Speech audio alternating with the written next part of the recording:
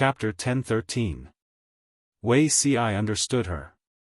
Once she was busy, she would not treat herself as a human. She would not eat unless someone reminded her.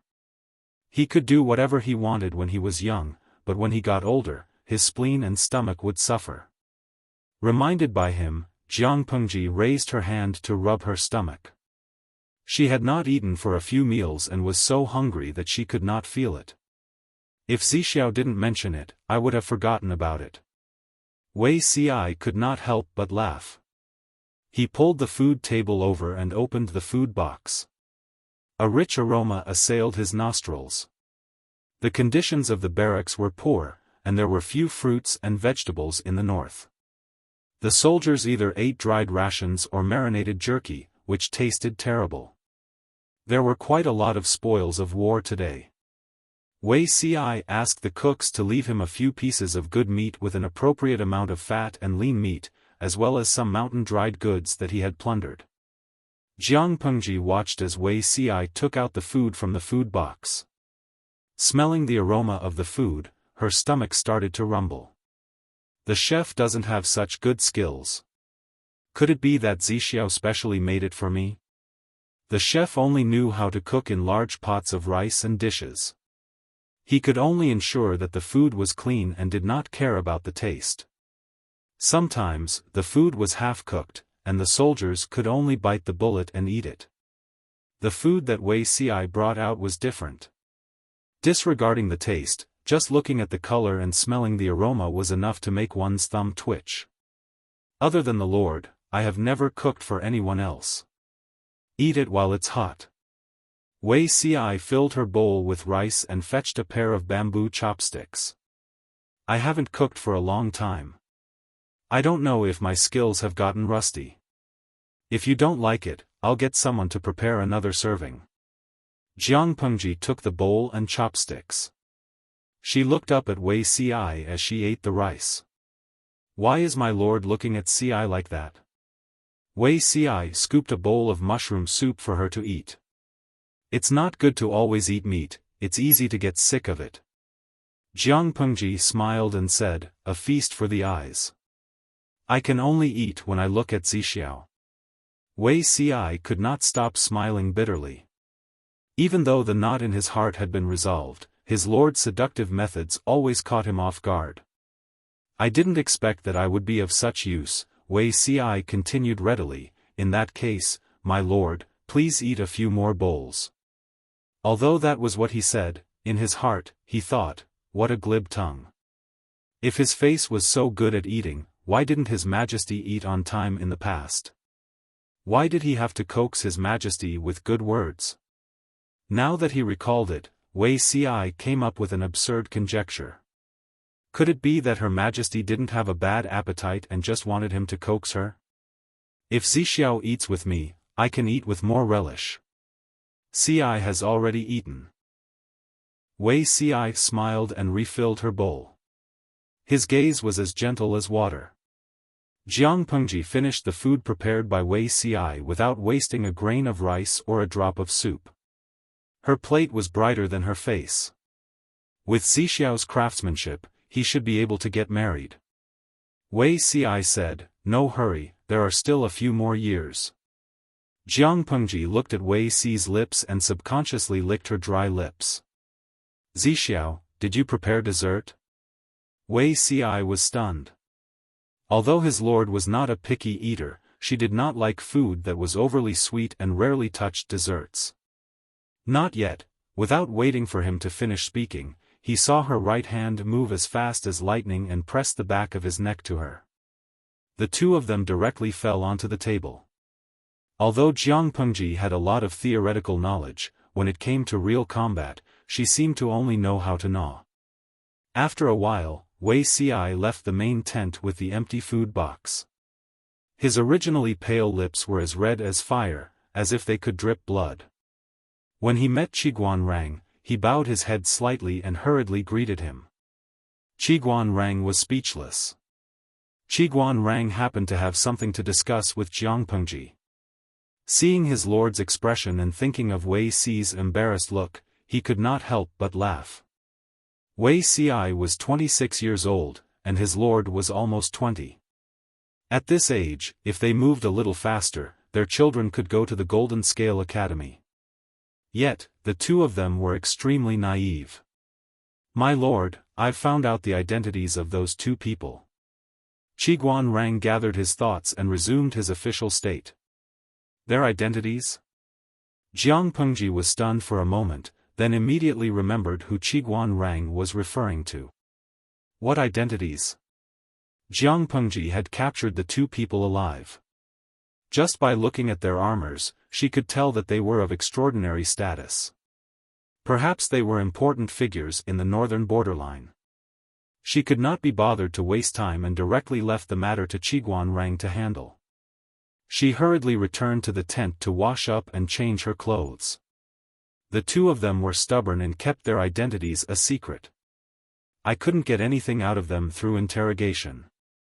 However, Zai Dao has seen them and knows their identities. When Qiguan Rang said this, the smile on his face grew wider. Both of them are princes of the northern borderline. One is the 7th and the other is the 8th. The princes of the northern borderline? Jiang Pengji was shocked and said in astonishment, "The king of the northern borderline, that old tortoise, is quite fertile. His fertility was quite strong." Jiang Pengji killed the second prince as a sacrifice to the flag and also slaughtered the 9th prince. She left his corpse hanging to deal a blow to the morale of the northern borderline. Sun Wen killed with a borrowed knife and used the 9th prince to kill the 4th prince of the northern borderline. In this way, she had killed 3 princes of the northern borderline and now captured 2 more. There were too many princes of the northern borderline. They were not valuable at all. Qiguan Rang was choked by his lord's description. However, the king of the northern borderline was indeed fertile. His lord was his nemesis. She was destined to end the royal family's bloodline. How does my lord intend to deal with the two of them? Jiang Pengji thought about it. We're a family. We pay particular attention to reunion. Send them down to meet their other brothers. Qiguan Rang frowned. His lord's words meant that she did not intend to let the two of them go. Kill them now? If we kill them now, won't it be too easy for the northern borderline? Jiang Pengji thought about it and came up with an idea. She said, "Strip them naked, tie them up, and hang them on the arrow tower." I remember that the second prince of the northern borderline was also treated like this. They are all brothers. We can't be biased. She then added, "By the way, before we do this, Wenjing, draft a letter and tell the royal court of the northern borderline that if they want to exchange for the two of them, they only need to tie up the royal family and surrender. If they are unwilling, then they can open their eyes and watch." If it was any other time, she could use the captives to exchange for benefits, but Jiang Pengji did not intend to let the northern borderline go. Instead of releasing them, it was better to use them to attack the morale of the northern borderline and give them mental pressure. Qiguan Rang said, "Yes." In another place, the 8th prince, who had been reduced to a prisoner, finally woke up. Seeing that the 8th prince was showing signs of waking up, the 7th prince hurriedly called out, "8th brother, wake up." The 8th prince slowly woke up. He only felt that his throat was dry, as if there was a fire burning there.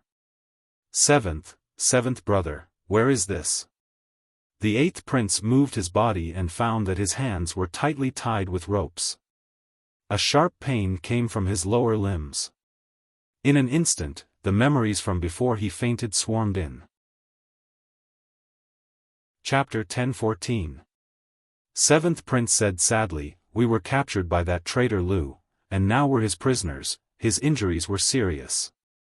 The arrow wound on his shoulder was filthy. If it wasn't taken care of, it might even rot. 8th Prince's heart skipped a beat. He couldn't believe this reality. We were captured. He wasn't a naive person. If he fell into the enemy's hands, he could imagine what would happen to him. 7th Prince nodded heavily. Yes. If that's the case. Eighth prince hurriedly asked, is there any movement from the imperial court? He and seventh prince were both princes of the imperial court. They represented the face and dignity of the imperial court. If they were humiliated, the imperial court would lose face as well. The imperial court wouldn't allow the enemy to humiliate them. They would definitely send someone to negotiate with that traitor Lu and negotiate terms for the two of them. The seventh prince knew what the eighth prince was thinking. After a while, he shook his head slowly and rejected the eighth prince's hopes. He said sadly, Lu Bue has no intention of seeing us. The imperial court is controlled by the sixth prince.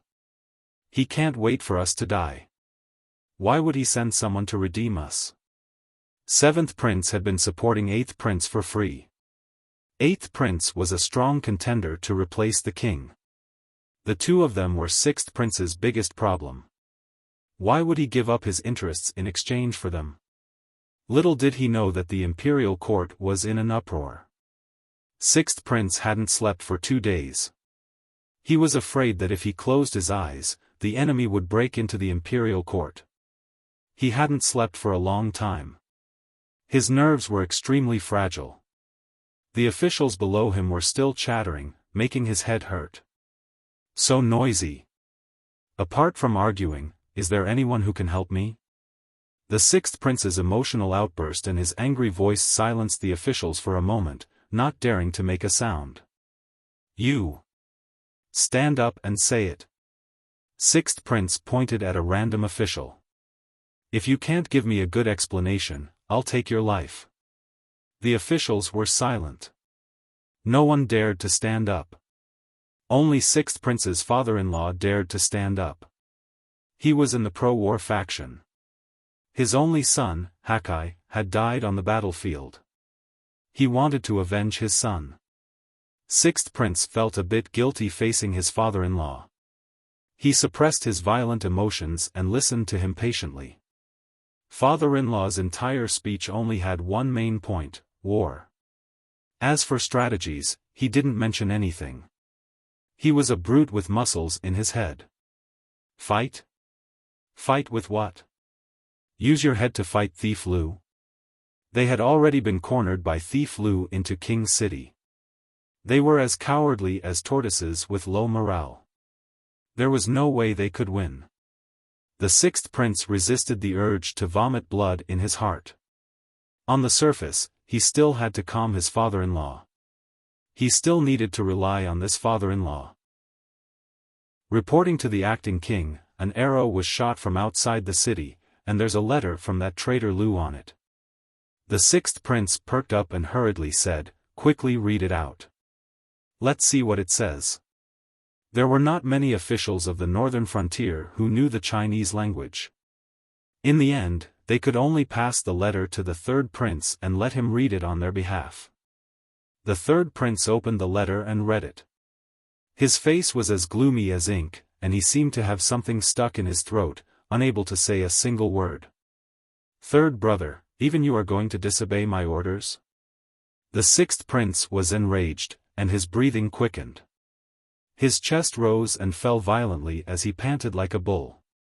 The third prince was stunned for a moment before he read out the contents with difficulty.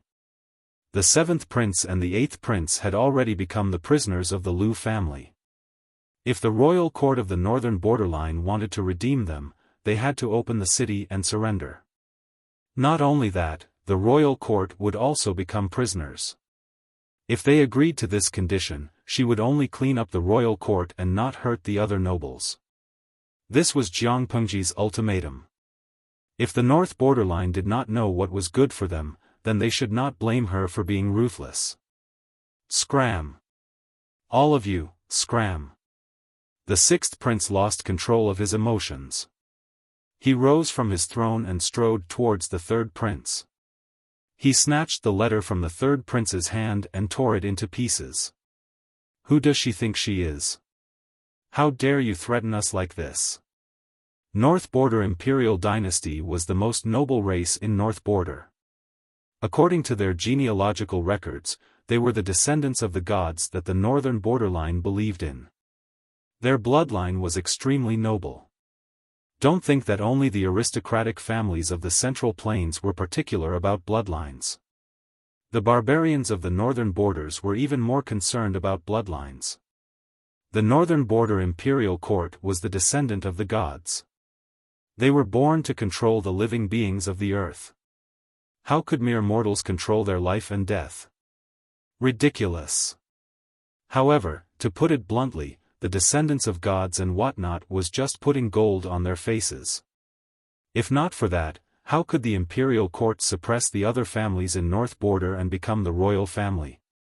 The third prince looked at the sixth prince's crazy and furious expression and asked coldly, if they don't agree, what will happen to the seventh and eighth princes? The sixth prince angrily pulled out the dagger at his waist and said to the third prince, I am the acting king. You are just officials. Instead of helping me solve my problems, you are asking me what to do. Trash. All of you are trash. What use do I have for trash like you? The third prince looked at him coldly. He knew that the brother in front of him was about to go crazy. The court was in chaos. Everyone was arguing, but they had no idea what to do. The next day, a mobile arrow tower was pushed to a place a few hundred steps away from the royal city. 2 naked people were hanging on it. They were the half-dead seventh prince and the eighth prince. 2 long banners were hanging around their necks. There were a few big words written on them. One of the banners said, when the 2 princes die. The other banner said, when our army breaks into the city, you will all be beheaded. The Liu family's emblem was drawn at the end of the banners. It was full of arrogance. When the guards on the walls of the royal city saw this, they were so scared that their legs turned to jelly. They hurriedly sent the news back to the imperial court. The sixth prince sat there in a daze. His face was so dark that he couldn't look at it anymore.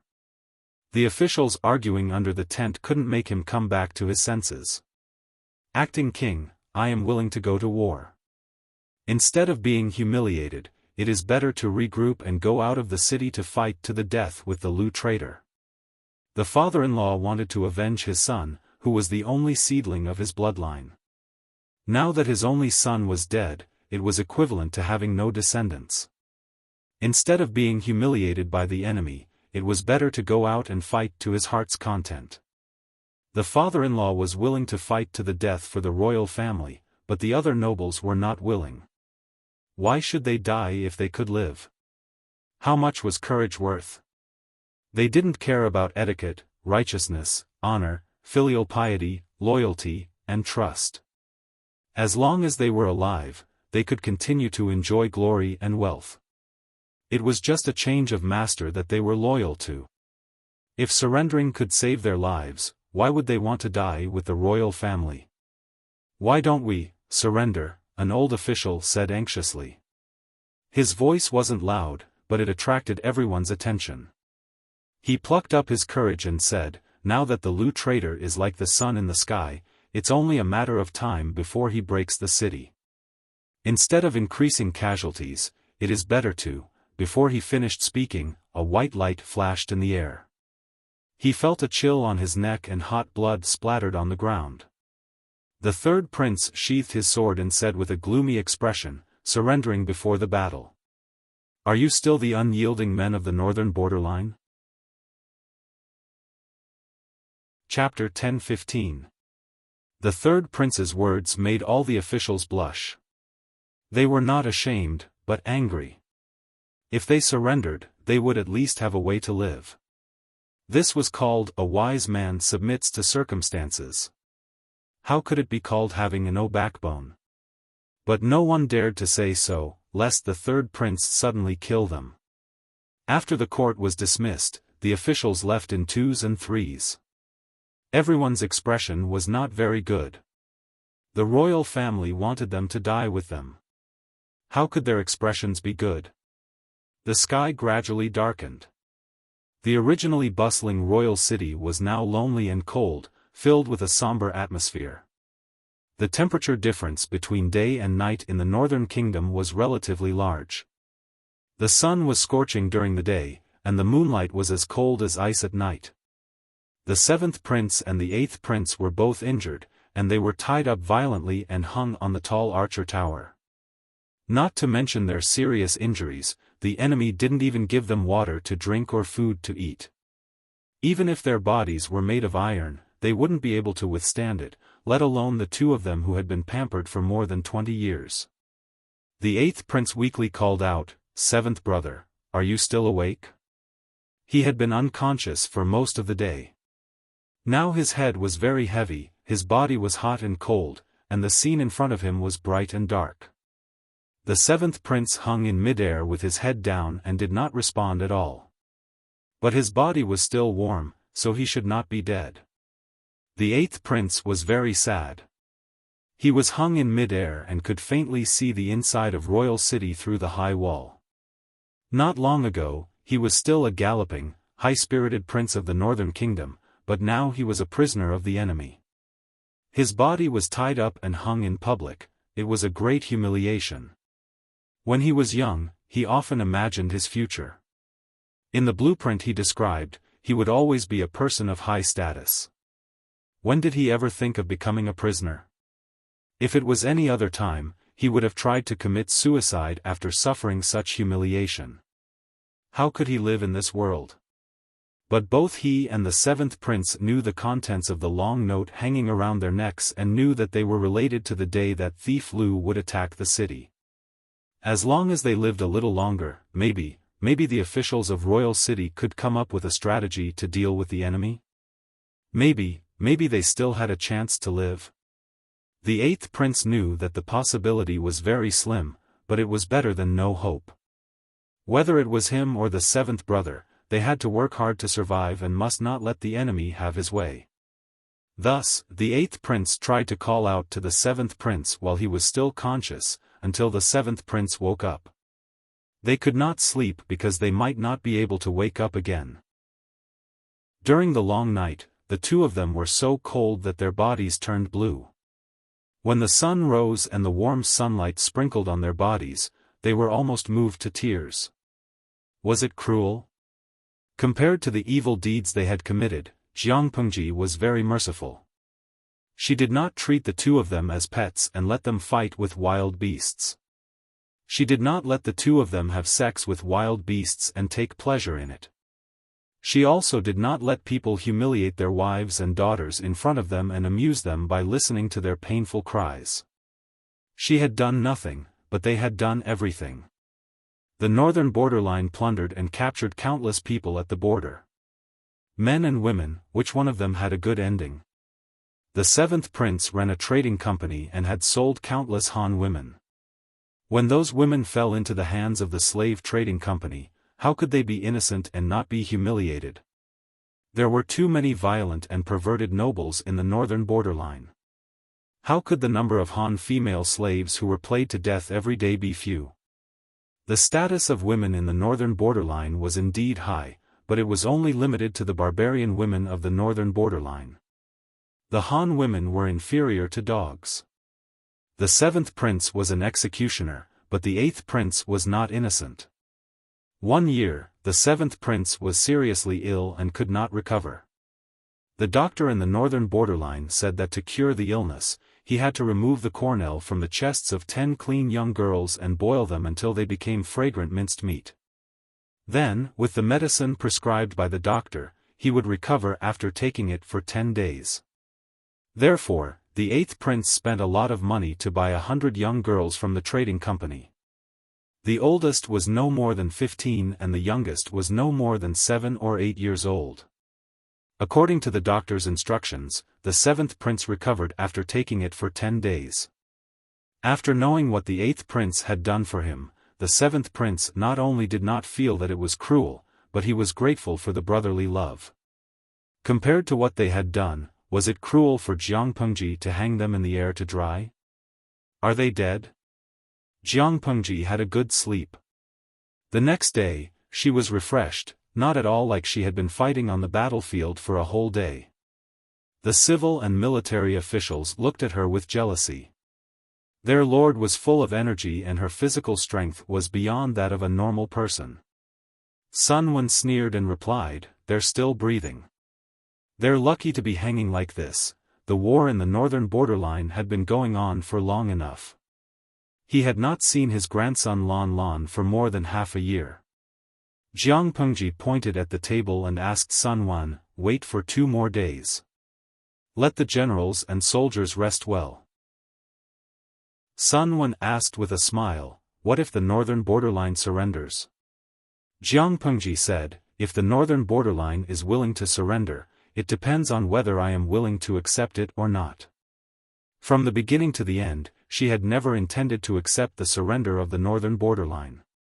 She had asked Wen Zheng to write that letter just to play with the northern borderline. Wasn't the 7th prince and the 8th prince not willing to swallow their anger just to buy time? If they found out that their hard work was in vain, they would definitely feel bitter. The people of the northern borderline are innocent, but their rich and powerful are not. They will only be a disaster if they are kept alive.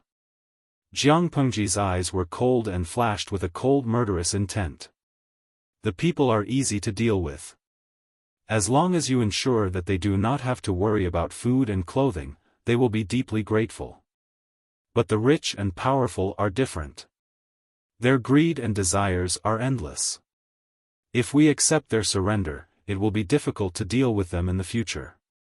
Instead of keeping them alive and becoming a disaster, we don't know when they will cause trouble for others. It is better to completely strangle them early on to avoid future worries. Sun Wen deeply agreed with this. If the rich and powerful of the northern borderline were kept alive, they could use their previous foundation to secretly stir up trouble. As long as they had a foundation, it would be easier to recover. This was a disaster. Their lord was someone who had her eyes on the world. How could she waste her energy on lowly people? Jiang Pengji said to Sun Wen, "If they are still unwilling to die when the time comes, then give them a quick death and send them on their way." Sun Wen nodded in agreement. Time flew, and another day passed. Jiang Pengji's army surrounded the royal city. Although they did not curse, they gave them endless pressure. The imperial court had not made a decision. Seeing that the 7th prince and the 8th prince could not hold on any longer, the nobles of the northern borderline were ready to make a move. They could not wait any longer.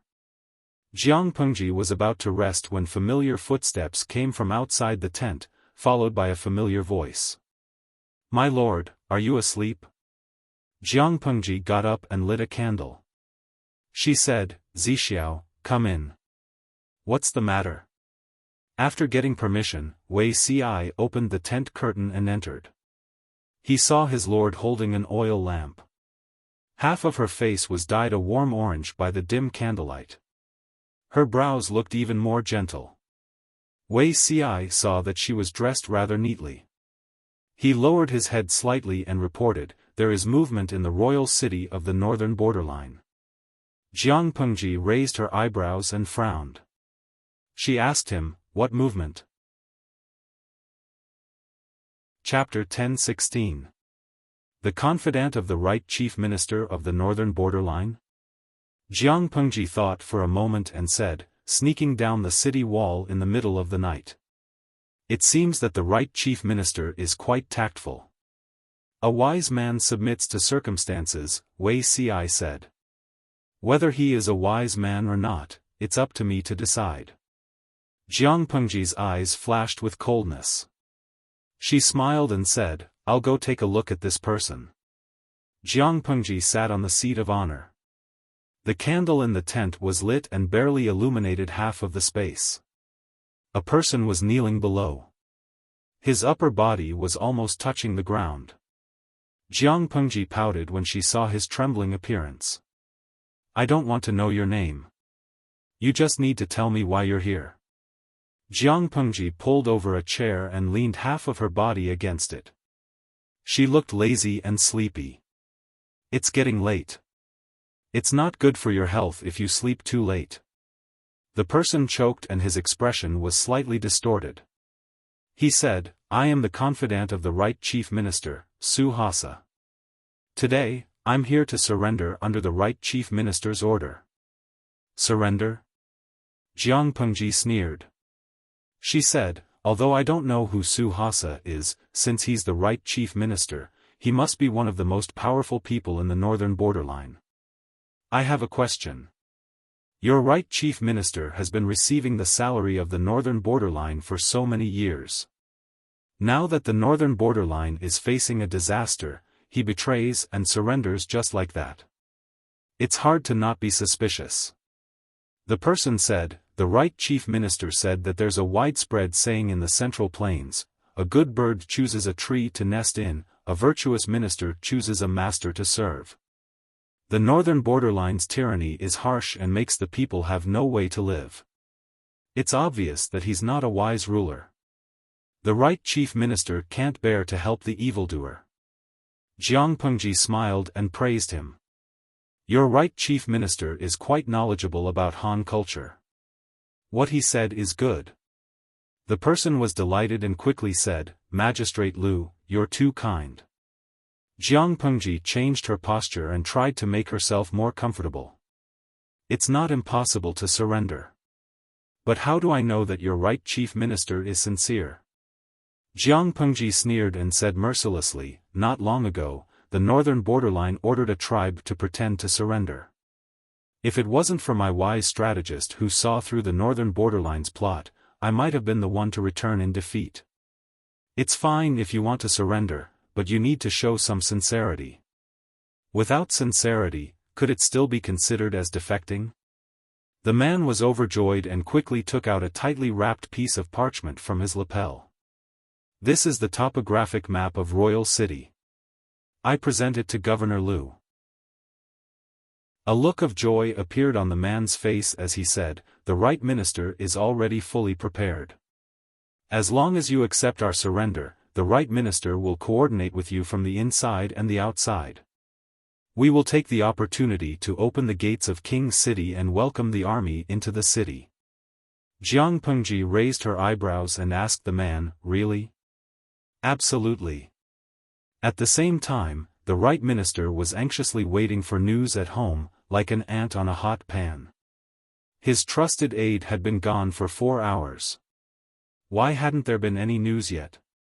Right minister, who are you waiting for? Footsteps could be heard from outside the tent. Torches were lit up and a familiar voice was heard. Right Prime Minister Hasa felt a chill in his heart and quickly turned his head to look. The person who came was the haggard-looking third prince, and there were many people following behind him. He recalled the question asked by the third prince and was shocked. He quickly said, Your Highness, I'm not waiting for anyone. The third prince sat boldly on the seat of honor. The corners of his mouth curled into a sinister smile. He stared at the right minister as if he was looking at a dead man. You're not waiting for anyone? The third prince said pointedly, I was patrolling the streets just now and caught a trusted aide who claimed to be the right minister. He even hid the topographic map of King's City. I was shocked. The right minister was loyal to the northern borderline. How could he betray the enemy? I was too angry, so I ordered people to interrogate him. That person didn't live up to expectations and died. To prevent the right minister's reputation from being tarnished, I specially brought people over to question him. If that person framed me, I can clear the right minister's name so that no one can use this to attack the right minister. After the third prince said this, the right minister's plump body could not help but tremble slightly. His front and back were covered in sticky sweat. He said decisively, I was born a man of the northern borderline and I will die a ghost of the northern borderline. My loyalty can be seen by the heavens. What trusted aide who had the topographic map of King's City? Someone must be jealous of me and deliberately framed me. The third prince is wise and won't be deceived by vile people. The third prince's lips curled up slightly. He said, the right minister is also an old man of 2 dynasties. You are my father's right-hand man. I naturally trust you. The right minister nodded repeatedly, fully demonstrating what servile meant. The third prince sneered in his heart. That old man. The third prince made up his mind and continued, although the right minister was slandered, he is not completely innocent. In the future, you have to restrain your subordinates and don't let others take advantage of the loopholes. I have already killed that trusted aide and sent someone to bring this topographic map to Lu Buwei. The right minister opened his eyes wide in shock. It seemed that he did not hear what the third prince said. The dagger is revealed. The third prince said in a voice that only the two of them could hear, whether it is success or failure, it all depends on today. As long as Jiang Pengji died, no, even if she was only seriously injured, the northern borderline could take the opportunity to catch their breath. The right minister's mouth was dry. He was so scared that he broke out in a cold sweat. He looked at the third prince with respect and fear. The third prince left the right minister's residence, but his expression did not relax. Instead, it was so serious that it could drip water. The sixth prince was the acting king, but he was useless. He did not have the ability to suppress the officials. The hearts of the people in the court were wavering. Many people already had the idea of surrendering. They would make their move in a day or two. The third prince simply brought people to wait for them. Sure enough, they caught many of them. Master, is the northern borderline really doomed? The third prince was filled with unwillingness.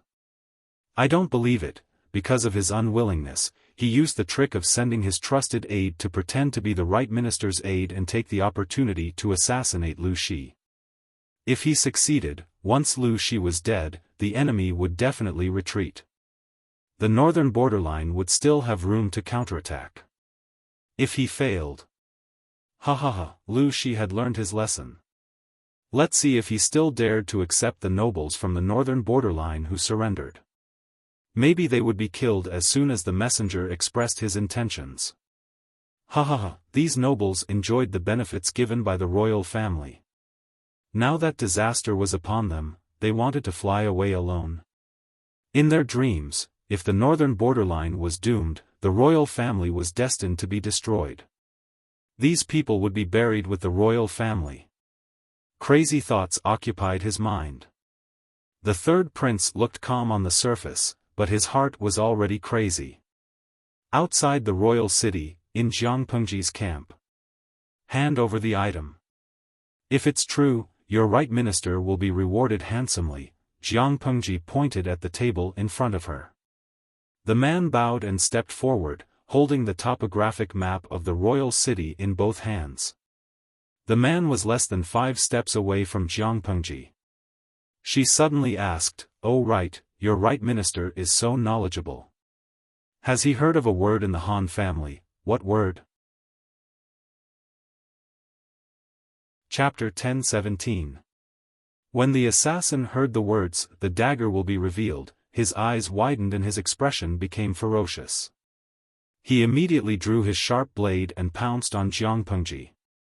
The snow-white blade drew a white light in the air. They were less than 5 steps apart. If he could seize the opportunity to kill this person, it would be worth it even if he had to sacrifice his life. However, Jiang Pengji was not a weakling. She would not be chased around the tent and run for her life. She kicked the table in front of her away. The small table flew towards the assassin. The assassin did not dodge. He pounced on Jiang Pengji and let the table fall on him. He knew that he only had one chance. If he missed it, he would not have another chance to kill Jiang Pengji. Moreover, it was just a table. How painful could it be if it fell on him? If not for Jiang Pengji, the assassin's judgment would not have been wrong. He could even be considered decisive. Unfortunately, the assassin's target was Jiang Pengji. She could not be measured by common sense. A ceremonial tablet in her hands could become a weapon that could dismember a corpse. How could a table be less lethal than a ceremonial tablet in her hands? The assassin only had his target in his eyes. The dagger in his hand was already aimed at Jiang Pengji's chest. At the same time, the table flew over and accurately hit the assassin's chest. In the next moment, the table made a cracking sound. The table's legs were split into pieces. Wood chips flew everywhere. The assassin felt that he had not been hit by a table. He had clearly been hit by a small mountain. Several of his sternum had been broken in an instant. Because of the huge force of the attack, he was sent flying backward for more than 10 feet. He fell to the ground like a rag doll. His internal organs were shattered. Sticky blood gushed up his throat and filled his mouth. Half of his face was a bloody mess. Jiang Pengji stood up leisurely. Her expression was calm as usual. The strategist in the tent was speechless. Everything had ended before it had even begun. Feng Zhen maintained his posture of pouncing forward. His expression was frozen in an awkward angle. He looked comical and awkward. Although Wei Si's expression was not as exaggerated, the nervousness and worry on his face were not fake. His pale and pretty lips were stained with a layer of white. My lord. Feng Zhen looked at the sawdust on the ground in disbelief. He couldn't believe his eyes. This table was not made of wood. It was clearly made of pure gold and silver. Otherwise, how could it have such destructive power? Jiang Pengji's eyes were cold. She looked at the assassin without any warmth. The assassin was hit head-on by the table, and his entire body was sent flying for more than 10 feet. His sternum was almost completely shattered, and his internal organs were pierced through by the shattered sternum. It seemed that he would not survive for long. What are you shouting for? Call someone over to clean up his body. I'll have nightmares if I leave it here. Feng Zhen, nightmare? My lord, are you serious? Feng Zhen came back to his senses. He realized that he was so scared that he was breaking out in a cold sweat. The front and back of his shirt were already soaked. The scene just now was too thrilling. The distance between the lord and the assassin was less than 5 steps. It was a real life and death moment. If Jiang Pengji was killed, the great undertaking that had just begun would be forced to stop. The 3 armies were like a group of dragons without a leader, allowing the northern borderline to take advantage of them. The guards outside heard the commotion and rushed into the tent. They saw the paralyzed assassin on the ground and hurriedly half-knelt to ask for forgiveness. Jiang Pengji's expression softened slightly. She said, "It's okay. You just have to drag this person away. Wait, leave this map behind." She picked up the map of the interior of the royal city. 4 guards each grabbed one of the assassin's limbs and carried him out. If it wasn't for the large pool of undried blood on the ground, who would have guessed that an assassination had happened in the tent? The guards went out. Wei Si stepped forward to ask for forgiveness. No matter what, he was the one who brought the assassin to Jiang Pengji. He had failed to identify the assassin.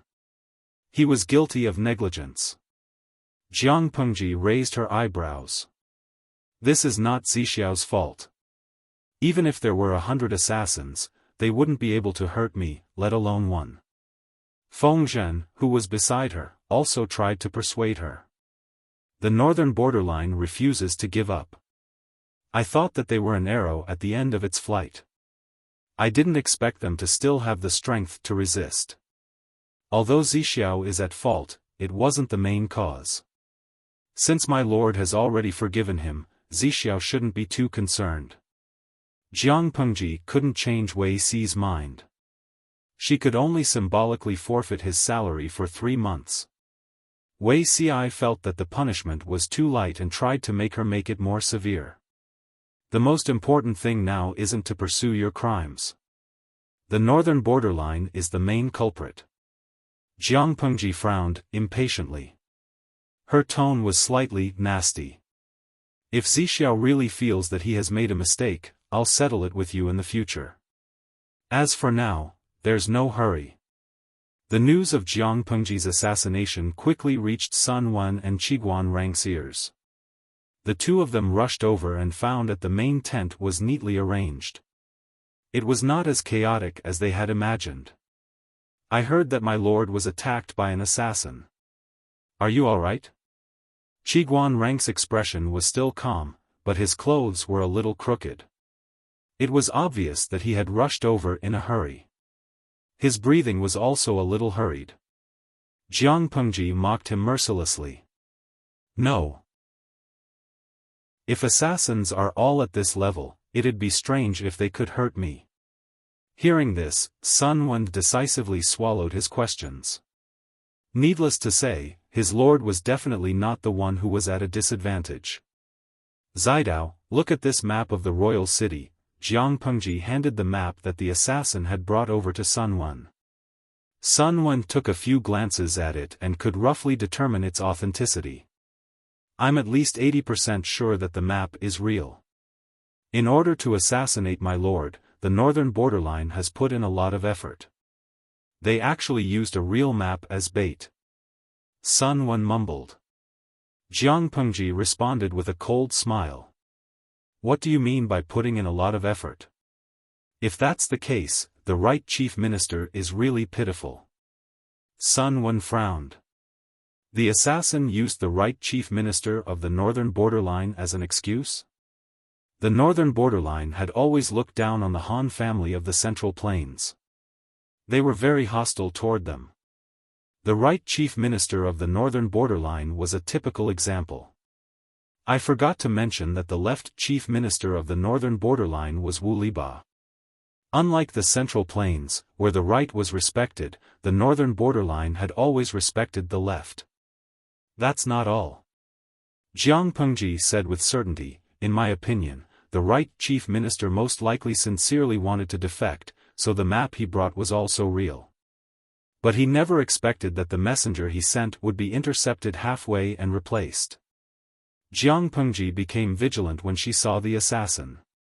This was because the assassin had developed a murderous intent towards her.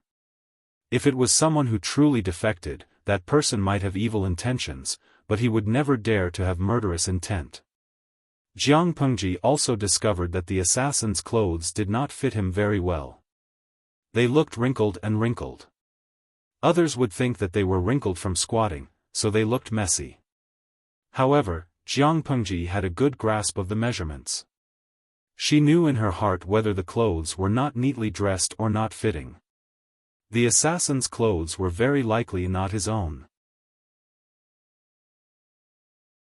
Chapter 10:18. Jiang Pengji praised the right minister for his knowledge of Han culture. The assassin said, "Compliments from the magistrate of Liuzhou," but his eyes showed some disdain. This disdain was not directed at Jiang Pengji, but at the right minister. According to her speculation, the real messenger should have been intercepted and killed. Because the assassin and the messenger were similar in size, and to be safe, the assassin wore the messenger's clothes, carried the real blueprint, and went to the capital in a bamboo basket. He disguised himself as the messenger and tried to assassinate Jiang Pengji. She did not suspect much about the real master of the assassin. Jiang Pengji briefly explained her speculation. Sun Wen pondered for a while and already had a suspect in his heart. "It's probably the third prince's man," Sun Wen said. The third prince of the northern borderline studied under Wu Liba. This pair of master and disciple are rare smart people in the northern borderline. Because of Wu Liba's influence, the third prince is quite knowledgeable about Han culture. However, he also learned his master's temper. He's stubborn and arrogant, but he's loyal to the northern borderline. There shouldn't be anyone else besides him who could come up with an assassination plan at this juncture. If it wasn't for the Lord's outstanding martial arts, she might have failed miserably. The northern borderline was now an arrow at the end of its flight, and the nobles were fence-sitters. The possibility of them secretly defecting to the enemy was extremely high. She never expected that someone would intercept the messenger and impersonate her to assassinate Jiang Pengji. "Whether it's this person or not, I'll put this on his head." Someone had to take the blame for this matter. The third prince was the most suspicious person. If he didn't take the blame, who would? I have to thank him. It just so happens that I have a ready-made excuse to slaughter all the nobles in the northern borderline. As long as there was a good reason, the massacre was not a big deal. Not to mention slaughtering all the nobles in the northern borderline and Guizhou, even killing more would be justifiable. Other than that, the nobles in the northern borderline were the richest. Plundering their family's wealth would fill up Jiang Pengji's private treasury. The enemy had given her a ready-made excuse. If she didn't make good use of it, wouldn't she be letting herself down? The veins on Sun Wen's eyebrows twitched. He glanced at the other three and realized that they were indifferent to the slaughter Jiang Pengji mentioned. Recalling Qiguan Rang, Wei Ci, and Feng Zhen's conduct, he felt that the Lord was so lawless, more or less, because they connived her. Even if he really wanted to slaughter them and plunder their wealth, he couldn't just say it out loud. However, the Lord was willful and the subordinates indulged her. Sun Wen could only turn a blind eye to it. It's too late today. Go and rest first. Send people to keep an eye on the movements in Royal City. If anyone defected again, capture them all. There is still a tough battle to fight. The nobles of the northern borderline know that there is no hope of defecting, so they will definitely find another way out. After a brief discussion, Jiang Pengji saw the sleep scars on Sun Wen and Qiguan Rang's faces. Her heart softened and she chased them away to sleep. Feng Zhen and the others took their leave. Wei Ci also prepared to get up and leave, but he had barely taken 2 steps when he realized that his sleeve was being tugged at. Wei Ci glanced at his sleeve. His line of sight followed the hand on the sleeve and moved up, just in time to meet his lord's eyes. At this time, Feng Zhen and the other 2 had already left the main tent. My lord? Jiang Pengji said, didn't I say that I'll settle this with you in the future? She purposely emphasized a certain word. Regardless of whether it was his previous life or his current one, Wei Ci had always been a person of great virtue. He was like a wisp of bright moon and cool breeze. When had he ever come into contact with such vulgar language? Therefore, Wei Ci was stunned for a while before he understood Jiang Pengji's hint. At that moment, he felt all the blood in his body rush to his head. His ears started to hallucinate. My lord! How can you say such vulgar words? Wei Ci did not believe that Jiang Pengji would mess around in the military camp. However, he could not just say flowery words, let alone such vulgar words. How could words and actions be the same? Jiang Pengji smiled and teased him. What vulgar? Is it the end? Wei Ci was speechless. This was definitely not the His Majesty he knew. However, Wei Ci had forgotten that even the His Majesty in his memory was Feng Zhen's gang of scoundrels. He drank with women and visited brothels. At this moment, Jiang Pengji was just destroying Wei Ci's inner image of a god. She wanted him to know that the god in his heart was also a person. After a while, Wei Ci left the main tent with a conflicted expression and returned to his own tent. Not long after he left, a swift black shadow followed him back to the tent. The patrolling soldiers did not notice it at all. Wei Ci looked at Jiang Pengji and sighed again and again. My lord, you have to go back once the sky is bright, so as not to cause panic among the people. Wei Ci did not have the ability to sneak out of the main tent without arousing suspicion, but Jiang Pengji could sneak out of Wei Ci's tent without being discovered. It was obvious that there was nothing going on between them, but they still acted like they were having an affair. Wei Ci was also mentally exhausted. Jiang Pengji did not care so much. The weather was still hot. Wei Ci's body temperature was relatively low. It was comfortable to hold him. She had a good night's sleep. The third prince, who was still waiting for news, was in despair. If the assassination was successful, the camp of the traitor Lu would be in chaos. However, after one night, the order of the camp remained the same. It could be seen that the confidant he sent out had failed in the assassination. Rubbing his sore and swollen eyes, the third prince walked with heavy steps to the court with a pair of reddened eyes and a green stubble. Not only did the third prince not sleep for the whole night, but half of the ministers in the court could not sleep either. They looked at the third prince with trepidation. They were afraid that he would spread the news that they had secretly colluded with the enemy. If that happened, they would die in the hands of their own people before Jiangpengji attacked. What was surprising was that the third prince maintained his silence. He looked at the quarrel in the court coldly, like a wooden man. Many old ministers earnestly persuaded the sixth prince. Acting prince, in my opinion, we should surrender to the traitor Lu now. At least we can preserve some of our descendants so that we can make a comeback in the future. The sixth prince was so angry that he laughed.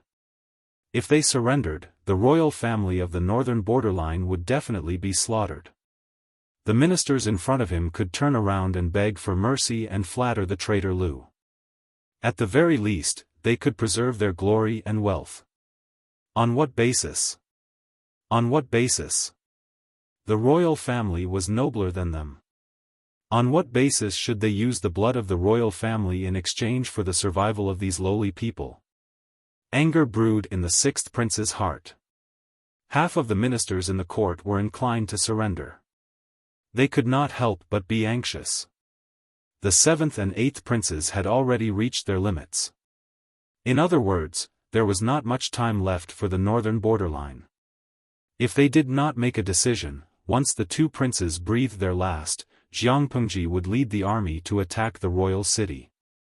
There was clearly a bright path in front of them.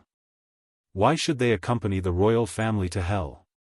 In order to appease their anger, a few old ministers were willing to help hide the blood of the royal family and find an opportunity to make a comeback in the future.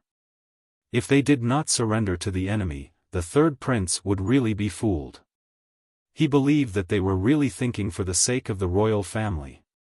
Report, the enemy outside the city is moving again. The messenger presented a letter, which attracted everyone's attention. This time, the letter was not written in the Chinese characters of the Central Plains. It was written in the barbarian language. Everyone could read it without any difficulty. Chapter 10:19. In terms of poison, no one could beat Jiangpengji. Not only was her mouth poisonous, but her ability to invert right and wrong was something that others could only look up to. It was the third prince who intercepted the right chief minister's trusted aide and took the opportunity to assassinate her. She made it sound like the right chief minister and the third prince had sent their own messengers. She accepted the third prince's surrender and promised that if the third prince helped her to take down King City, she would spare his life. Seeing that the deal was about to be concluded, the right chief minister also sent his men to surrender. Who knew that the surrender was fake and the assassination was real? She was lucky to escape. In her anger, she killed both of them. One of them was burned to ashes and the other was hung outside the camp. The third prince had never imagined that Jiangpengji would lie. She was trying to force him to his death. The sixth prince glared at the third prince. His eyes were vicious and sinister, as if he wanted to skin the third prince alive. The eldest prince saw the situation and quickly stepped forward to persuade him. Anyone could betray the third prince, but not the third prince. Please calm down, acting prince. You have a deep brotherhood with my third brother. You know him very well. How could he betray the country? The sixth prince sneered. Isn't the man hanging in Lu Shi's camp the third prince's trusted aide? The eldest prince was speechless. He quickly looked at the right chief minister. The right chief minister, Suhasa's heart skipped a beat. His plump cheeks were covered in sticky sweat. He was terrified. He knew that if he proved that the third prince did not betray the north borderline, he would be admitting that he had betrayed the north borderline. For the sake of his own life, he could only insist that the third prince had sent his trusted aide to the enemy. He had sent his aide to assassinate Lu Shi. The eldest prince threatened, "Right, Chief Minister, think carefully before you speak." He did not have a good relationship with the third prince, but he could not allow him to be slandered to death. The right Chief Minister Suesa secretly clenched his teeth, but his words indirectly sentenced the third prince to death. "Last night, I sent my trusted subordinates to assassinate that traitor Lu. Unfortunately, that traitor Lu was treacherous and had countless masters guarding him, so the assassination failed. I don't know anything else." As soon as the right minister's voice fell, the third prince's face turned pale. The scene in front of him was dim and uncertain. His legs were weak and he almost couldn't stand straight. "Good, you are really my good brother," the sixth prince laughed in anger and pointed at the third prince. "Guards, now that we are facing a great enemy, we brothers should work together to fight against that traitor Lu. How can we fight among ourselves and harm ourselves?" The first prince tried to stop him. "Acting king, you can't trust the words of that traitor Lu. Didn't that demoness set up a scheme to make you kill third brother?" The sixth prince was so enraged that half of his face had turned ashen. "How dare you? Are you the substitute king, or am I the substitute king? There's no place for you to speak here, back off." The first prince had no choice but to retreat. Although the third prince was not killed on the spot, he was arrested and imprisoned. "Third brother, I will think of a way to protect you." Sixth brother is no longer reliable, he has already gone mad. The eldest prince secretly went to the prison to comfort the third prince. The third prince sneered and declined to comment. After the first prince left, the smile on the corner of the third prince's mouth gradually widened. His laughter overflowed from his throat, and the volume of his voice went from low to high and crazy. "Northern borderline is going to perish, it's really going to perish, master, I can't protect northern borderline, I'm useless." The third prince had laughed enough. His crimson eyes were dripping with turbid tears. His strength seemed to have been sucked out of his body as he slumped to the ground. He took out a dagger from his pocket and pulled out the blade. He had already foreseen the end of northern borderline, but he did not want to see it fall into the hands of the enemy. It was better to end his life before that happened. At least before he died, that traitor Lu had not succeeded, and northern borderline had not changed hands. In the underworld, he would still have some face to see his master. The dagger drew a white light in the air, and the sharp blade pierced straight into his chest. Sharp pain spread to his limbs and bones. The veins on the third prince's forehead bulged, and his bloodshot eyes almost popped out of their sockets. His eyes were filled with hatred and unwillingness. His life was rapidly draining from his body. "Report, His Highness has committed suicide in the prison." The first prince heard the news and was so shocked that his mind went blank. Third brother, committed suicide? The sixth prince's reaction was similar, but he asked a question. Third brother really, committed suicide to escape punishment? The third prince still had a younger brother who tricked his brother, the fifth prince. Although the fifth prince was very stupid and had always been a hindrance to his brother, when he heard the news of his brother's death, he immediately rushed to the palace to make a scene. The imperial court was in a mess, and the right chief minister was uneasy. Only the real culprit was still laughing at the situation. Fengzhen and the others had always felt that they were ruthless enough, but when it came to their lord, they felt that they were still far from it. She got rid of a thorn in her side without any bloodshed. Who else could it be? It was a pity that such a lord did not become a counselor. Sun Wen sighed faintly. Meeting the lord, northern borderline's fate has come to an end. Although it was said that the winner took all and the loser was in the wrong, there was still the feeling of the fox mourning the death of the rabbit. It was rare for northern borderline to have two smart people, but they both died under the Lord's schemes. Wei Ci said, "The Lord is the child of destiny. Northern borderline fighting against her will naturally lead to death." Sun Wen looked up at Wei Ci. The other's expression was very calm, without the slightest hint of flattery. The child of destiny? Unifying the world and dominating the 9 states, Wei Ci said. Do you not believe me? Sun Wen chuckled and stroked his beard. If that's the case, I've made a huge profit. I've made a huge bet. No matter how tragic the third prince's death was, he was just an enemy. Wei Ci and the others did not have the time to pity him. The army rested for 2 days and prepared to attack northern borderline again. When the loud horn sounded, hundreds of thousands of soldiers surrounded King's city. Everyone in the city was in a state of panic. 7th prince and 8th prince are not dead yet. What does that traitor Lu mean by this? 6th prince, who had a pair of thick dark circles under his eyes, questioned the officials in an irritable manner. The officials were anxious, and only after a long while did one person step forward. This person said in a trembling voice, "Acting king, that traitor Lu ordered people to cut the ropes on the 2 princes." 6th prince was so shocked that his face turned pale. 3 days had passed. 7th prince and 8th prince were extremely tenacious. They had not breathed their last and even had some consciousness left. Military Counselor Feng, those 2 are still breathing. Fengzhen put his hands in his sleeves and closed his eyes slightly. He sneered. Still breathing? Cut the ropes and they're not breathing anymore. The soldier's heart skipped a beat. He obeyed and climbed up the archer tower. 7th prince and 8th prince were still in a daze. When they heard that they were going to cut the ropes, their eyes lit up. 8th prince coughed up blood and said in a hoarse voice, "Traitor Lu, how dare you go back on your word?"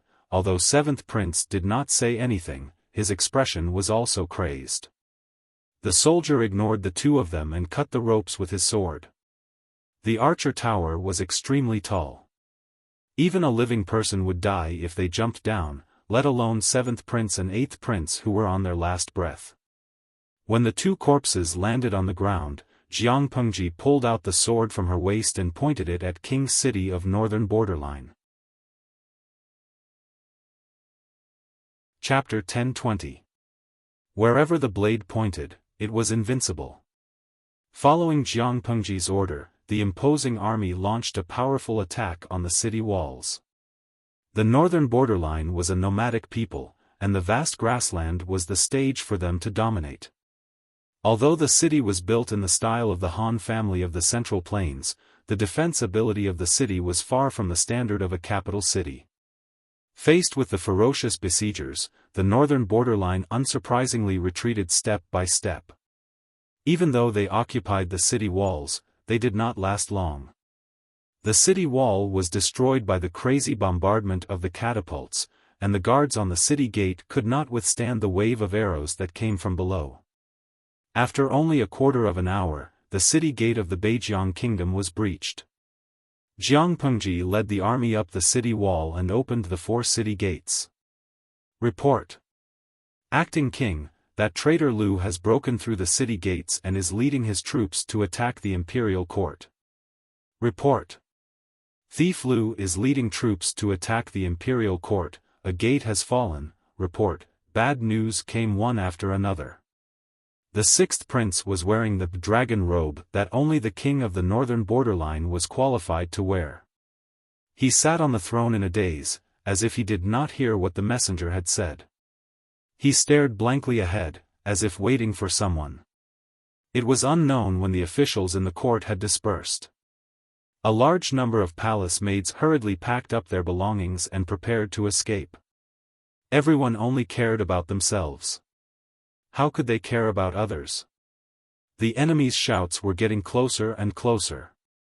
The 1st prince and the 5th prince, who didn't have time to escape, put on their armor and led the remaining soldiers to make a last stand. Seeing that the imperial court was about to fall, the 6th prince seemed to have sensed something and finally came back to his senses. A hint of madness appeared on his pale and tired face. He got up from the throne and walked down the stairs leisurely. He poured the candle oil that he had prepared in the morning all over the tent and the luxurious tassels used for decorations. The sixth prince murmured with a ferocious expression. "I will always be the king of the northern borderline." He waved his hand and knocked over the 9 dragons playing with Pearl's bronze lamp used for illumination in the tent. The flame that fell from the lamp touched the lamp oil, and the fire spread rapidly. He splashed oil on his clothes, and in a short time he had turned into a man of blazing fire. As the raging fire burned his body, the sixth prince uncontrollably let out a blood-curdling scream that sounded like a ghost being tortured. The scream was so shrill that anyone who heard it would feel their hair stand on end. After a fierce battle, the first prince and the fifth prince were covered in blood. Their bodies were covered in wounds, and they were on the verge of death. But no matter how they killed or how they tried to break out of the encirclement, the enemy seemed to be endless, forcing them to retreat step by step. Royal court.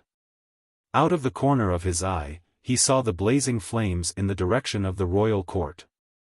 The first prince was shocked. Sixth brother, he had thought that with the sixth prince's temperament, he would lead the crowd to beg for mercy from the enemy. He had not expected that the sixth prince would choose to burn himself. The eldest prince was distracted, but his enemy was not. Facing the siege of a dozen soldiers armed with spears, they had no strength to resist. Puff, puff. The sound of a spear piercing into flesh and blood rang out. The first prince and the fifth prince had their backs against each other. Long spears were stuck in front of them, and their bodies were riddled with bloody holes from which scarlet blood flowed. Swallowing their last breaths, they closed their eyes unwillingly, taking away their last reluctance to leave this world. Jiang Pengji studied the topographic map of the royal city of the northern borderline overnight and figured out the residences of the nobles. After conquering King City, she immediately sent people to surround these places and stop the nobles from the northern borderline who intended to escape. People could die, but their property had to be left behind. Climbing up the broken city wall, Qiguan Rang squinted slightly. There was an indecipherable look in his eyes. Ever since I was born, I never thought that one day I would be able to climb this city wall and overlook the once arrogant and insufferably arrogant northern borderline. Qiguan Rang's hand in his sleeves clenched the feather fan tightly. This was the only way he could restrain his urge to lose control and vent his anger. The northern borderline was a huge rock that pressed down on his heart. When he occasionally thought of it, he always felt breathless. Now that he had completely stepped on it, he turned around and looked. The northern borderline, which was once like a mountain, did not seem like much. Among the officials under Jiang Pengji, his background and social status were only slightly higher than Su Ke's. He was the son of a Han woman and a northern borderline horse bandit. He was born a filthy bastard. The Han people despised him, and the northern borderline could not tolerate him. If he was not smart and had a more meticulous mind than others, how could he have grown up safely?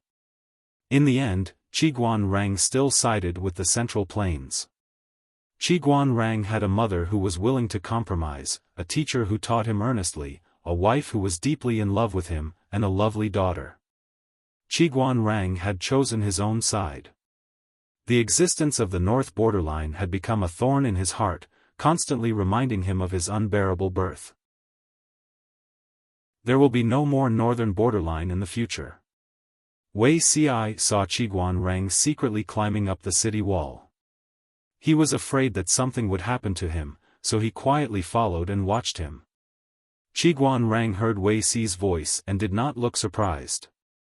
He did not directly answer Wei Ci's statement. He only said lightly, "As long as the northern borderline still exists, there will always be new herdsmen. They will become the new northern borderline." The crux of the northern borderline's barbarism and bloodthirstiness was never bloodline. Even if the Han people lived in the northern borderline, they had to adapt to the environment there. They were gradually transformed into a nomadic people who galloped on horses. If this was not fundamentally changed, there might be a new northern borderline that would invade the Central Plains people in a few hundred years. How could the Lord not know this?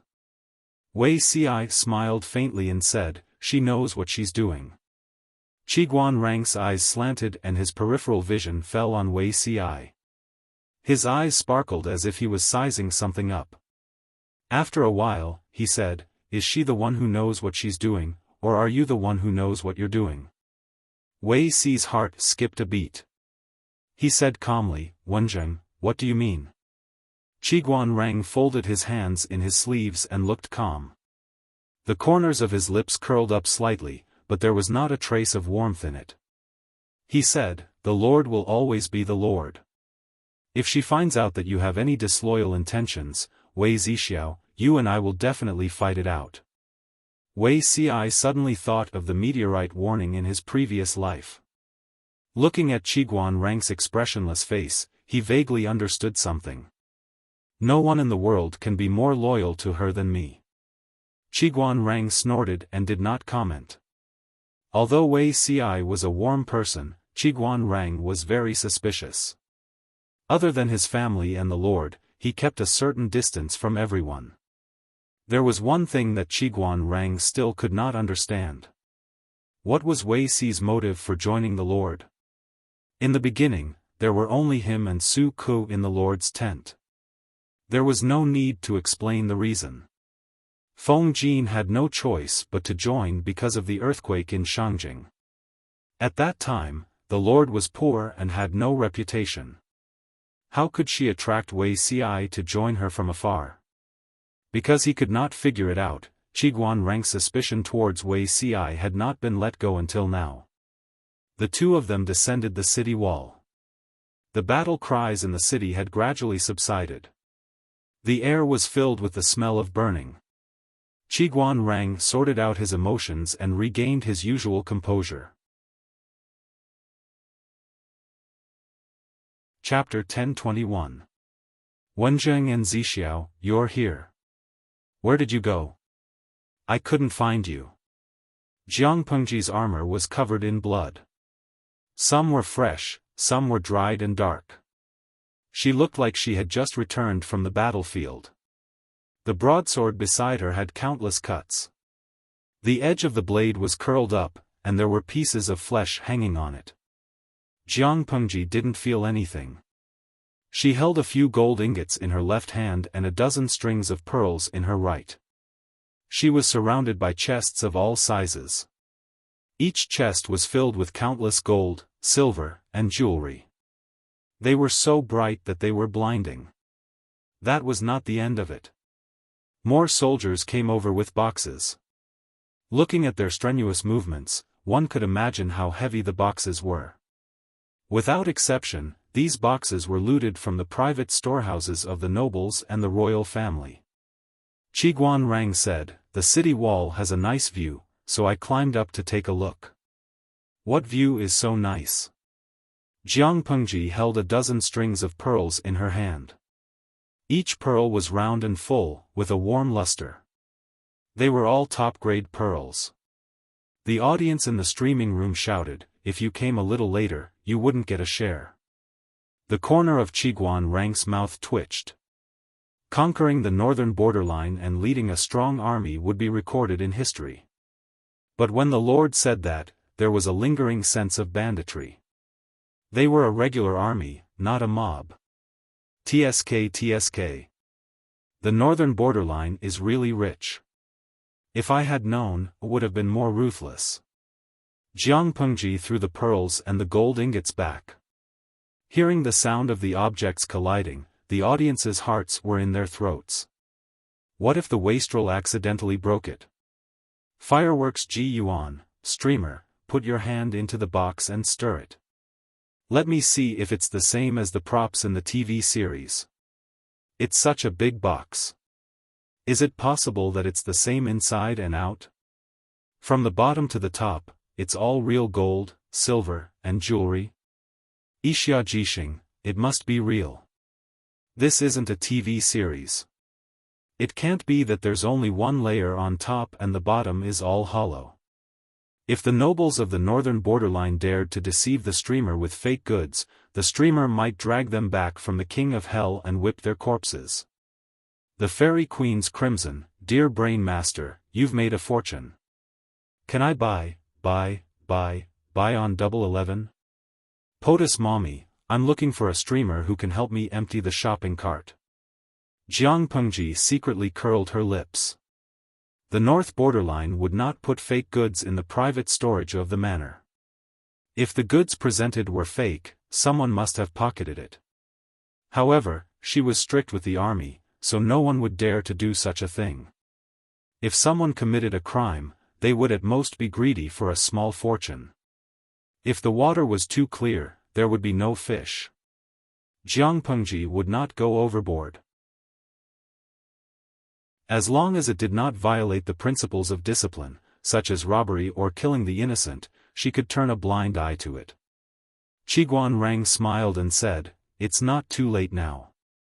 The northern borderline imperial court had already been destroyed, and most of the nobles were in Wangcheng.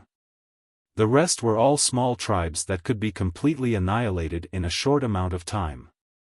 Wouldn't all the money they plundered belong to the Lord? Jiang Pengji felt comforted when she heard that, but the more comforting thing was yet to come. Jiang Nongqin, dressed in armor, walked over with a bloody aura. She cupped her fists and said, "Greetings, my lord. Officer Jiang, do you want to come and see if there's anything you like here? You can pick some to reward the soldiers of the female camp." Jiang Pengji greeted them warmly. In this battle, the female camp not only made great contributions on the battlefield, but they also made great contributions to the logistics. She would not mistreat the meritorious service, but her attitude was too bold. "On behalf of the female camp, I thank my lord for the generous reward." Jiang Nongqin said, "My lord, the soldiers found a severely rotten male corpse in the imperial court. The male corpse was rotten and had maggots, but he was wearing clothes that looked like a dragon robe. After questioning the palace maids carefully, we found out his identity. Bring him up for a look." Jiang Pengji raised her eyebrows and said, "Could it be the king of the north borderline?" The soldiers of the female camp carried a stretcher up. The stretcher was covered with a thin blanket, but even so, it could not hide the overwhelming stench. Jiang Pengji did not mind the stench. She squatted down and lifted the thin blanket, revealing the male corpse in the dragon robe. In less than a second, densely packed bullet screens covered the sky and covered almost every corner of the screen. The audience was experienced and knowledgeable, but they had never seen a male corpse that had rotted to such a serious extent. The taste was too strong. Half of his face had rotted away. Corpse fluid flowed everywhere. Densely packed maggots crawled out of his half-exposed nose bone and burrowed into the hole below his brow bone. There was almost no part of his skin and flesh that was unscathed. Upon closer inspection, there were also white and fat maggots wriggling inside. His neck and collarbone were almost rotten. His skin and flesh hung unstably. One could vaguely see maggots crawling up and down his collarbone and neck bone. Further down, the audience did not dare to watch at all. They all went to vomit. However, Jiang Pengji said calmly, looking at the age of his bones, "His age does match." Jiang Nongqin also sighed with emotion. "I heard that the king of the north borderline was also an ambitious and ruthless man of his generation. I did not expect him to suffer a stroke and be paralyzed. He starved to death on his bed. His corpse had rotted to this extent, but no one collected it. This kind of ending is really sad. Each of his 9 princes had died a tragic death. Even he had ended up in such a state. Sad?" Jiang Pengji sneered. "In troubled times, human life is like grass. If I fail, I may end up worse than him. No matter what, at least the king of the north borderline would have a complete corpse. In troubled times, many people died without a complete corpse." Jiang Nongqin said, "My lord, your martial arts are prosperous. You will certainly live a long and peaceful life. Jiang Pengji could not help but laugh. Carry it down and burn it. Leaving a rotting corpse will easily cause an epidemic. It's not clean. The corpse of the king of the north borderline was carried down. Li Yun brought up another 4 corpses. Who are they? One was charred, another had livor mortis, and the other 2 were badly mutilated. Even their own mothers would not be able to recognize them. Li Yun, who was at the side, said, according to identification, this charred corpse is the 6th son of the king of the north borderline. This is the 3rd son. Looking at the wounds, they probably committed suicide. His corpse was found by the soldiers in the prison of the north borderline. The other 2 are the eldest and 5th sons of the king of the north borderline. Jiang Pengji silently calculated in her heart. All 9 princes of the north borderline had died in battle. She rubbed her brows and waved her hand. Send their corpses down and deal with them together. A family was particular about reunion and tidiness. Thinking about it this way, she felt that she was quite kind. Not long after, Fu Wang came over to report. My lord, all the people have been captured. Please make an inventory. In a place like Wangcheng, the number of nobles might be more than the number of mosquitoes. Fu Wang handed over a booklet. In it, the names of all the nobles of the north borderline were recorded in detail. Following the names were the number of their family members. The total number was close to 15,000. Jiang Pengji glanced at it briefly and put it aside. Her expression was cold and almost emotionless. She said, the army has surrounded Wangcheng so tightly that not even a drop of water can trickle through. Now, even a mosquito can't fly out. If there are any fish that slip through the net, Fu Wang, bring your head to see me. Fu Wang cupped his fists and said, this subordinate obeys. The deputy general followed behind Fu Wang and left. After walking far away, he asked hesitantly, General, those people. Have they all been killed? Chapter 1022. I beg you, please don't kill me. I beg you, I'll give you all the gold, silver, and jewels you want. I'll give you everything you want, just don't kill me. They begged for mercy, but the Grim Reaper was indifferent. Under the threat of death, these people broke down and lost control of their emotions.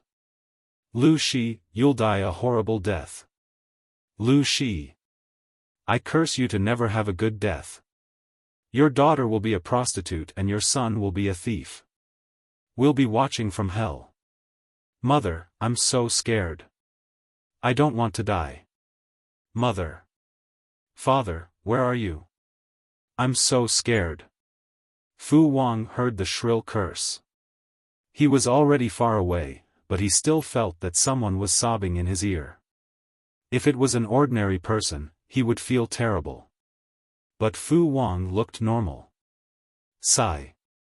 General, don't you think the Lord is too? The deputy general, who followed Fu Wang to carry out the slaughter order, could not bear it.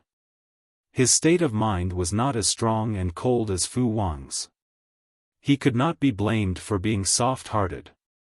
The northern borderline barbarians deserved to die. He would kill a few of them without batting an eye. However, the old, weak, women, and children should be innocent. He even saw children who were less than a month old and women who were several months pregnant. Even though he sympathized with them, military orders were absolute. He had to order the archers to shoot randomly and execute all of them. After the execution, he had to check the bodies one by one and stab those who were still breathing. After doing this, the deputy general felt terrible. Fu Wang sneered and asked coldly, if your wife was raped by the northern borderline barbarians, your daughter was raped to death, your old mother couldn't escape the devil's claws, your father and brother were beheaded and their legs were chopped off, and you were the only one left of your bloodline, would you think that they were innocent? The deputy general was stunned. He did not seem to have thought of this possibility. If that's the case, of course I would want to bury the entire northern borderline. Fu Wang said, "Isn't that enough? Why are you so sympathetic? You think that the children of the northern borderline are innocent, but in my opinion, they are the least innocent." He would rather let 10 adults go than let a child with the blood of the northern borderline's nobility flow in his veins. Why? The deputy general shook his head disapprovingly. The child is still young and doesn't know anything. How can this be the same? Fu Wang stabbed the long axe in his hand into the ground, leaned on the railing of the camp, and let out a long sigh. Troubled times are different from prosperous times. In troubled times, there is no distinction between the old and the young. Fu Wang sneered and said, "Young children are far more threatening than adults. As for humans, whether they were dragons or bugs, they were basically fixed. They couldn't stir up any big waves." However, children were different. Who knew what kind of person this child would become in the future? It is precisely because we are children that we are easier to be used by others. We will grow old eventually. If the young master of the northern borderline is a great seedling, won't it leave hidden dangers for future generations? Don't be fooled by Fu Wang's boorish appearance and reckless and unruly temperament. He was actually meticulous like dust. He had the intuition of a wild wolf and a pair of eyes that could see through the fog and see the truth. But, that's just a possibility. The deputy general was a good, honest, and loyal man. Fortunately, he wouldn't interfere with military affairs, so Fu Wang didn't deliberately correct him. Not even the slightest possibility. Fu Wang squinted and glanced at the place where the screams gradually stopped. He said coldly, "The Lord wants to bring peace to the world, so she won't allow any hidden dangers that threaten the peace to exist." Why do you think the Lord wants to slaughter all the nobles of the northern borderline and not even let their relatives go? Because the nobles of the northern borderline have more connections and financial resources than ordinary people. They can easily do things that ordinary people can't do. They are also a greater threat than ordinary people, so they can't be tolerated. Although the northern borderline was a barren land, there were also smart people among the nobles. If the nobles were compared to the brain, and ordinary herdsmen were compared to the limbs of the body, then as long as the brain was removed, the torso and limbs would lose the command of the brain. How much combat power could they exert in the end? If these people are left alive, the northern borderline will recover in at most 20 years, and they will become a serious threat. At that time, new and old hatred will add up. Guess how many innocent people will die? It will definitely be more than 15,000. Fu Wang said confidently, "War will not only hurt the people of the Central Plains, but it will also be a burden to the people of the northern borderline. If these people's deaths can be used to exchange for more people's lives in the future, they will die a worthy death." The deputy general listened and was stunned for a long time. After a while, he said shamefully, "The general's state is extraordinary. I am ashamed." Fu Wang said honestly, "What extraordinary state? I'm just bluffing." The deputy general was dumbfounded. Fu Wang raised his hand and pulled out his weapon. He curled his lips and said, "The winner takes it all. If it was in the jungle, which wolf would not eat its prey because it is pregnant? If it does not eat its prey, it will starve to death. I really don't know how you have so much sympathy." The deputy general was speechless. After all, it was something that Jiang Pengji had instructed him to do. Fu Wang carefully compared the identity and age of each corpse and checked it again and again. He had to be careful. If there was a fish that escaped the net and came back 18 years later to take revenge and provoke a war between the barbarians and the Central Plains, how many people would die? Fu Wang yawned as he asked people to do the work carefully. To prevent people from being compassionate, Fu Wang sent out his trusted subordinates. Each one was colder and more ruthless than the other. Even if there was an outstanding beauty among the prisoners, they would stab her a few times without blinking until she breathed her last. Military advisor Wei? Fu Wang was busy. He did not expect an unexpected person to come to the tent. Observing the sky last night, I discovered that the stars in the night sky are strange. The destiny of the north borderline is not over yet. There seems to be a master of resurgence hiding. Fu Wang was so shocked that he lost all sleepiness. What? Master of resurgence? Fu Wang was stunned. Are you joking, military advisor Wei? Wei Ci lowered his eyes and said, if you don't believe me, General Fu, you might as well check it out. Fu Wang asked, check? How? When the left minister was young, he participated in the night bonfire and had intercourse with a shepherd girl and gave birth to a baby girl. The baby girl was secretly raised by the left minister and later became the legal wife of a member of the royal family who was down and out. The son that this woman gave birth to will be the person who will resurgence the north borderline in the future. Fu Wang was stunned. The left minister of the north borderline is Wu Liba. Wu Liba. Fu Wang hurriedly checked the register and found the page with Wu Liba's family. However, there was no illegitimate daughter as Wei Ci had mentioned, let alone any master of resurgence. Wait, I'll send someone to check. Military advisor Wei, please wait for a moment. Wei Ci was not in a hurry. He waited quietly, but his thoughts returned to his past life. The world had just been settled and the officials were worried about their children. Her Majesty wanted to appoint her eldest daughter, Chongsheng, as the heir apparent but was repeatedly obstructed by the imperial censors. In less than 2 years, Her Majesty became pregnant for the second time, which was the blessed longevity. When she gave birth to the blessed longevity, the remnants of the Red Lotus group rose from the ashes under the leadership of one person. They even spread their teachings to the officials' residences. Chapter 1023. Although everything was under Her Majesty's control, and it was even the result of Her Majesty's deliberate actions, Wei Ci could not suppress the hatred in his heart when he thought of the assassin choosing to assassinate on Her Majesty's birthday. How could he not be? Just a little more, and both of them would die. He wished he could bear the risk for her. The person who led the Red Lotus group to obstruct Her Majesty was not anyone else. It was the fish that escaped the net that Her Majesty had accidentally missed when she attacked the northern borderline and slaughtered the nobles there.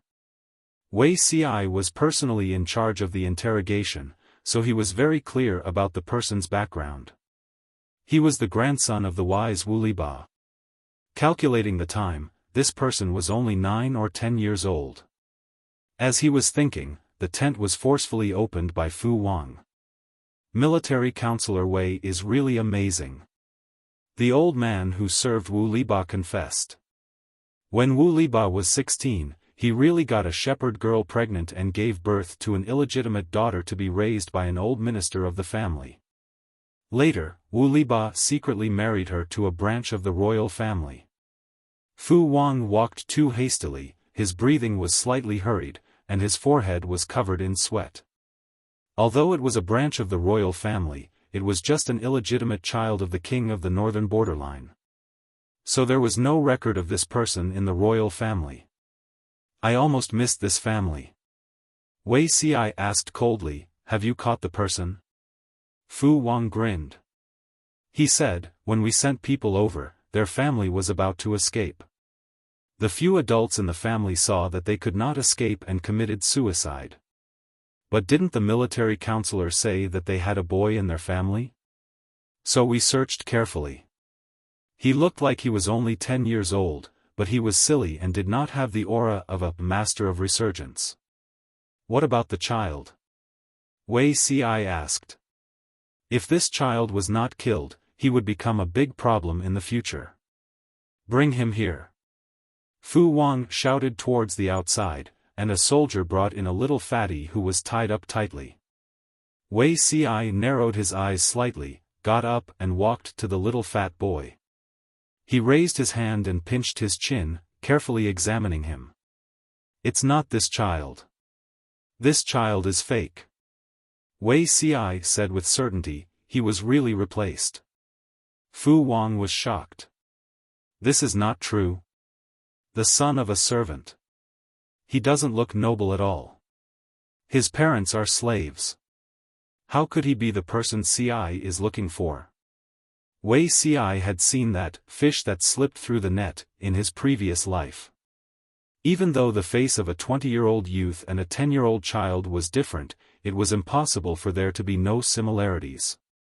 Looking at this person's face, the past few generations of his family had been poor and lowly.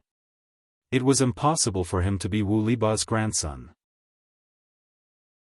Fu Wang's face darkened. Really? Wei CI said, "We'll know after interrogating this fellow." Fu Wang drew his sword and placed it on the fatty's neck, purposely intimidating him. Sure enough, the little fatty gave himself away. Damn it, Fu Wang's face turned green. His subordinates did not take their work seriously. As expected, he had to do it himself. He led a group of people to chase after them. After following the clues for more than 2 hours, they finally found the person hiding in a latrine pit in the wild. The latrine pit in the wild was not deep and was about the height of an adult. Fu Wang had never thought that the main character would be hiding here. What a scary fellow.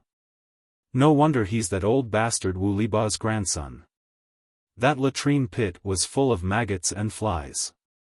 Seeing that we went over to search, the fellow jumped in and hid there.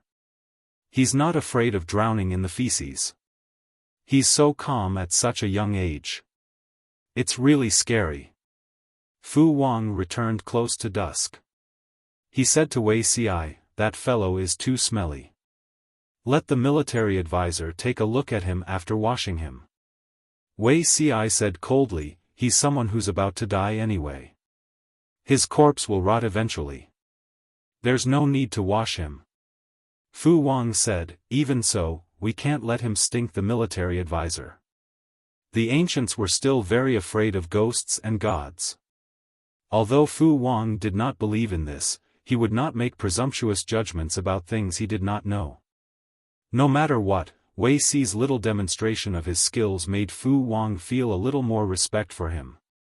"I'll go take a look." Wei Ci, accompanied by Fu Wang, went to see the fish that slipped through the net.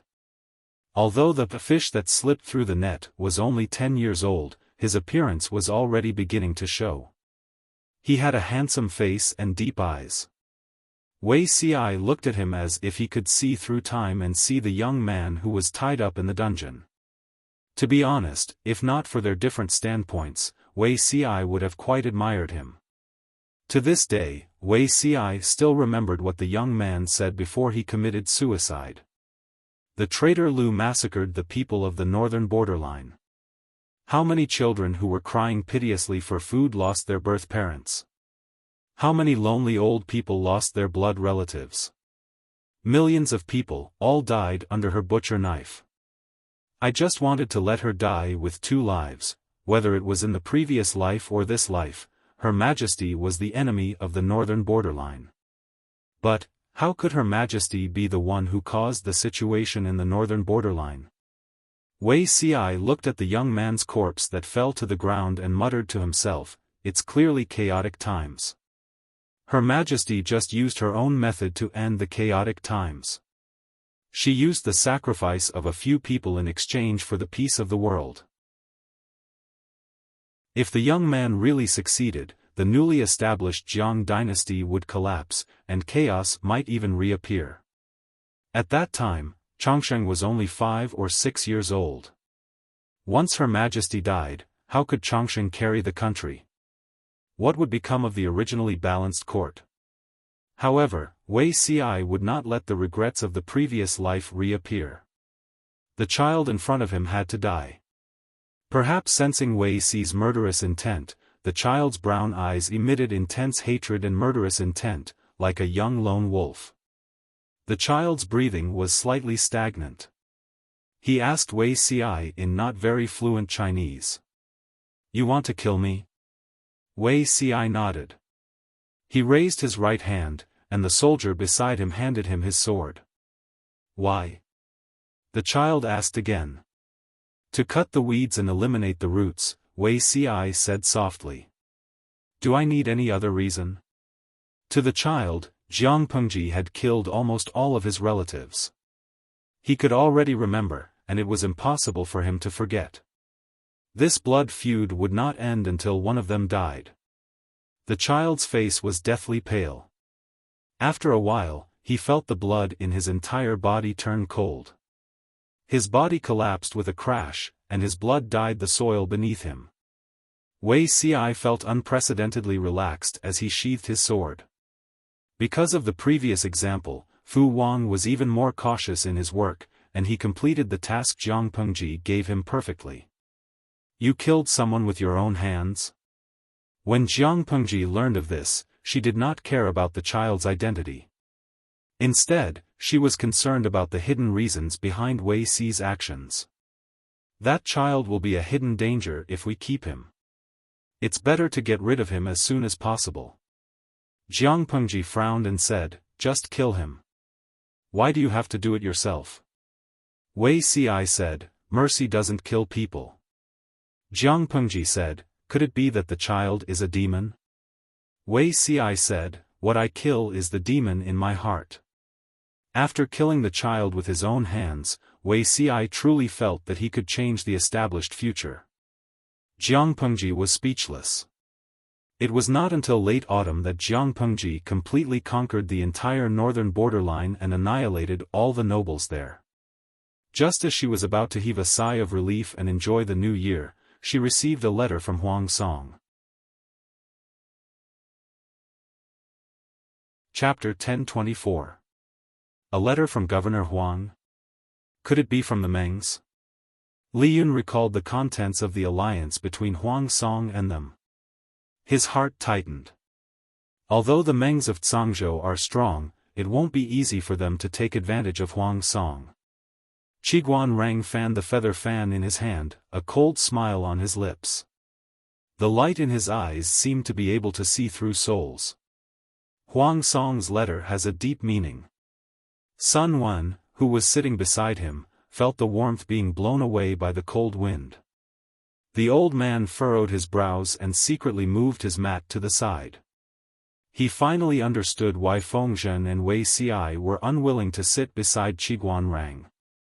The northern borderline was remote and the winter was colder than the central plains.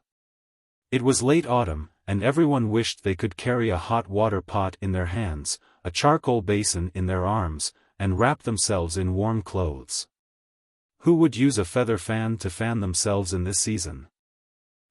Unfortunately, the person beside him was that weirdo. Even though Sun Wen appeared calm, his brows twitched along with the rhythm of Qiguan Rang's fanning. He seemed to be enduring something. Everyone's attention was on Qiguan Rang. Only the audience sympathized with Sun Wen. Zibayako, I feel cold even through the screen. Master Qiguan really didn't do it on purpose? Dusk sunset, I don't know if it was on purpose. I only know that Master Qiguan ruined the phrase, feather fan and silk cloth. Every time I read this phrase, I always think of Master Qiguan standing in the snow and ice, smiling and fanning himself. Wei Wei Chun Feng, to the one above, that's enough. Just thinking about that image makes me stick a few more heat pads. Occasionally holding a fan and pretending to be profound is pretentious and classy. Fanning yourself in the middle of winter is considered crazy. However, even if he was crazy, Qiguan Rang was still a prince charming. The audience laughed and chatted, but the atmosphere in the main tent was not so relaxed. It was like a lump of thick ink that could not be melted, making one feel strangely suffocated. Meaning? Military advisor Qiguan, I really can't tell. What meaning can there be in this? Li Yun read Huang Song's letter repeatedly. The first half was about greeting his lord and reminiscing about old times. The second half was a brief mention of the situation on the battlefield. Jiang Pengji formed an alliance with Huang Song so that the rear would not have any worries. The latter would help her stall the Meng family in Zhangzhou. Qiguan Rang sneered, commandantly, do you really think that Governor Huang is so useless? The Lord had already taken control of the northern borderline. Huang Song had many advisors under his command, but they couldn't do anything to the Meng family of Zhangzhou. Li Yun thought about it carefully and said, although Governor Huang controls the land of a prefecture, Haozhou has only recently escaped from the chaos of war. In terms of wealth and military strength, Haozhou cannot compete with Zhang Prefecture. Prefecture Magistrate Huang delayed the Meng family for his lord, preventing the Meng family's army from entering the northern borderline. Yun thought that was their limit. Now that Prefecture Governor Huang's army is running low on provisions, it's normal for him to seek help from the Lord. Qiguan Rang was about to speak when Jiang Pengji, who was sitting at the head of the table, suddenly interrupted. When did Bogeo become a prefecture overseer? Before the war at Beijiang, Huang Song had been a county governor. The officials in the tent, "My lord, you've missed the point," Wei Ci said. A few months ago, the former Haozhou magistrate passed away due to illness. His sons were incompetent and none of them could inherit his father's position. His sons jointly recommended Huang Song, and Huang Song offered 100,000 dawn of provisions to the imperial court. The young emperor was very pleased and agreed to this matter, appointing Huang Song as the new Haozhou magistrate. When Huang Song was promoted, Jiang Pengji and the northern borderline were in a heated battle. How could she have the time to care about this matter? Jiang Pengji smacked her lips and a smile hung on her face. After all, which son doesn't want to inherit his father's family business? The position of Haozhou's prefecture magistrate didn't fall into the hands of his sons. Instead, it was taken by Huang Song. It would be a joke to say that his sons did it willingly. In troubled times, the one with the bigger fist had the final say. Huang Song's power spread throughout the entire Haozhou. If the position of prefecture magistrate fell into someone else's hands, Huang Song would be done for. Speaking of this, Jiang Pengji suddenly thought of a detail. Bogeo offered 100,000 dawn of provisions to the imperial court as a tribute. 100,000 dawn of provisions was not a small amount, but it wasn't a lot either. For an ordinary army, 100,000 dawn of provisions could last them for a while, but for the imperial court, it was just a drop in the bucket. Not to mention anything else, the salaries of the imperial court officials were huge food consumers. 100,000 dawn of provisions wouldn't take long. Feng Zhen laughed. I heard that the young emperor in Chenzhou is having a hard time. He owes the officials several months of salaries, and there are huge gaps in his expenses.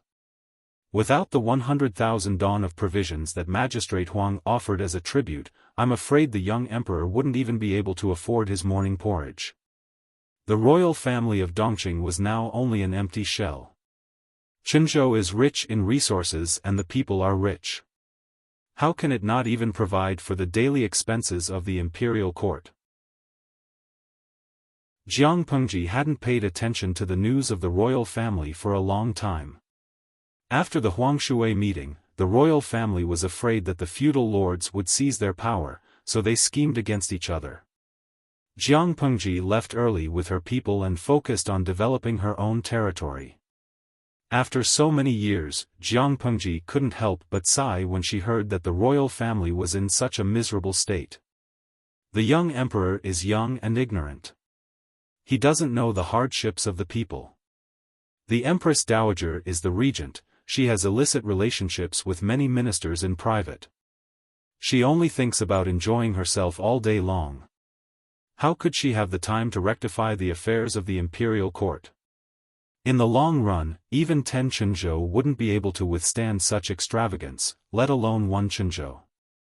Feng Zhen laughed. Moreover, before the fake emperor withdrew from Chenzhou, he plundered the wealth of the people.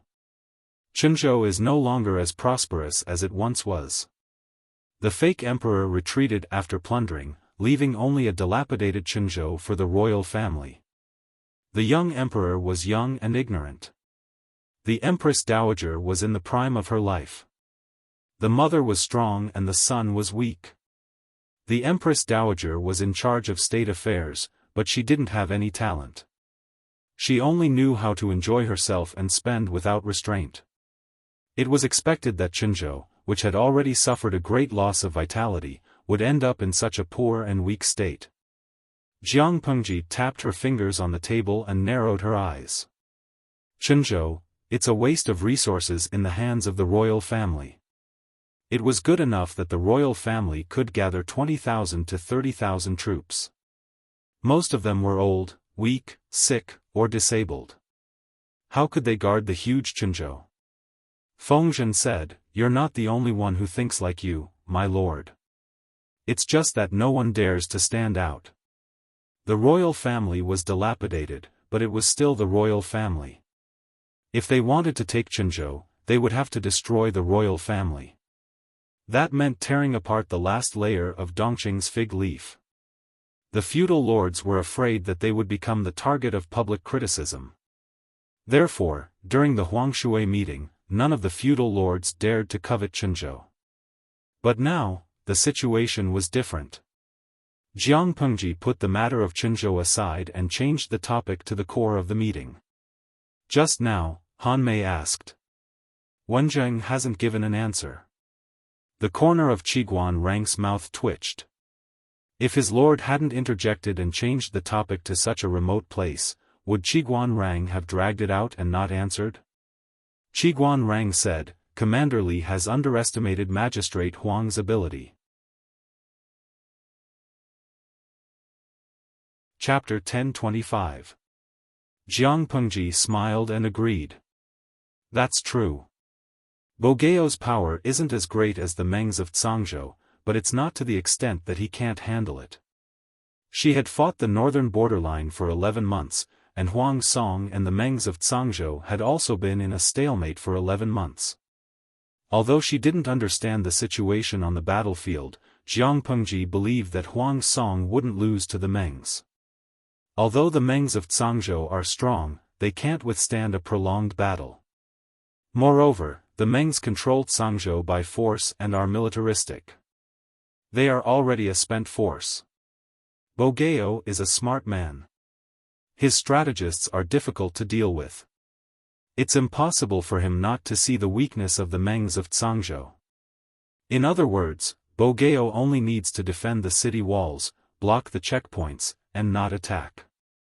The Mengs will suffer losses just by delaying the battle. Jiang Pengji smiled faintly. Her words were full of affirmation for Huang Song. If the Mengs send troops to attack, Bogeo won't be defeated. Huang Song really couldn't beat the Mengs of Cangzhou in a head-on battle. If it was just delaying the main force of the Mengs, Huang Song should be able to handle it with ease.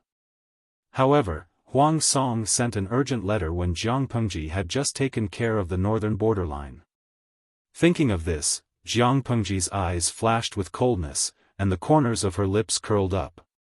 Qiguan Rang bowed and said, "My lord is wise." A few civil officials were deep in thought. Their expressions were solemn. The generals followed the crowd and lowered their heads, pretending to be thinking. If one looked closely at their eyes, they would find that they were slightly confused. They obviously didn't understand. Towards this, the generals expressed their bitterness in their hearts.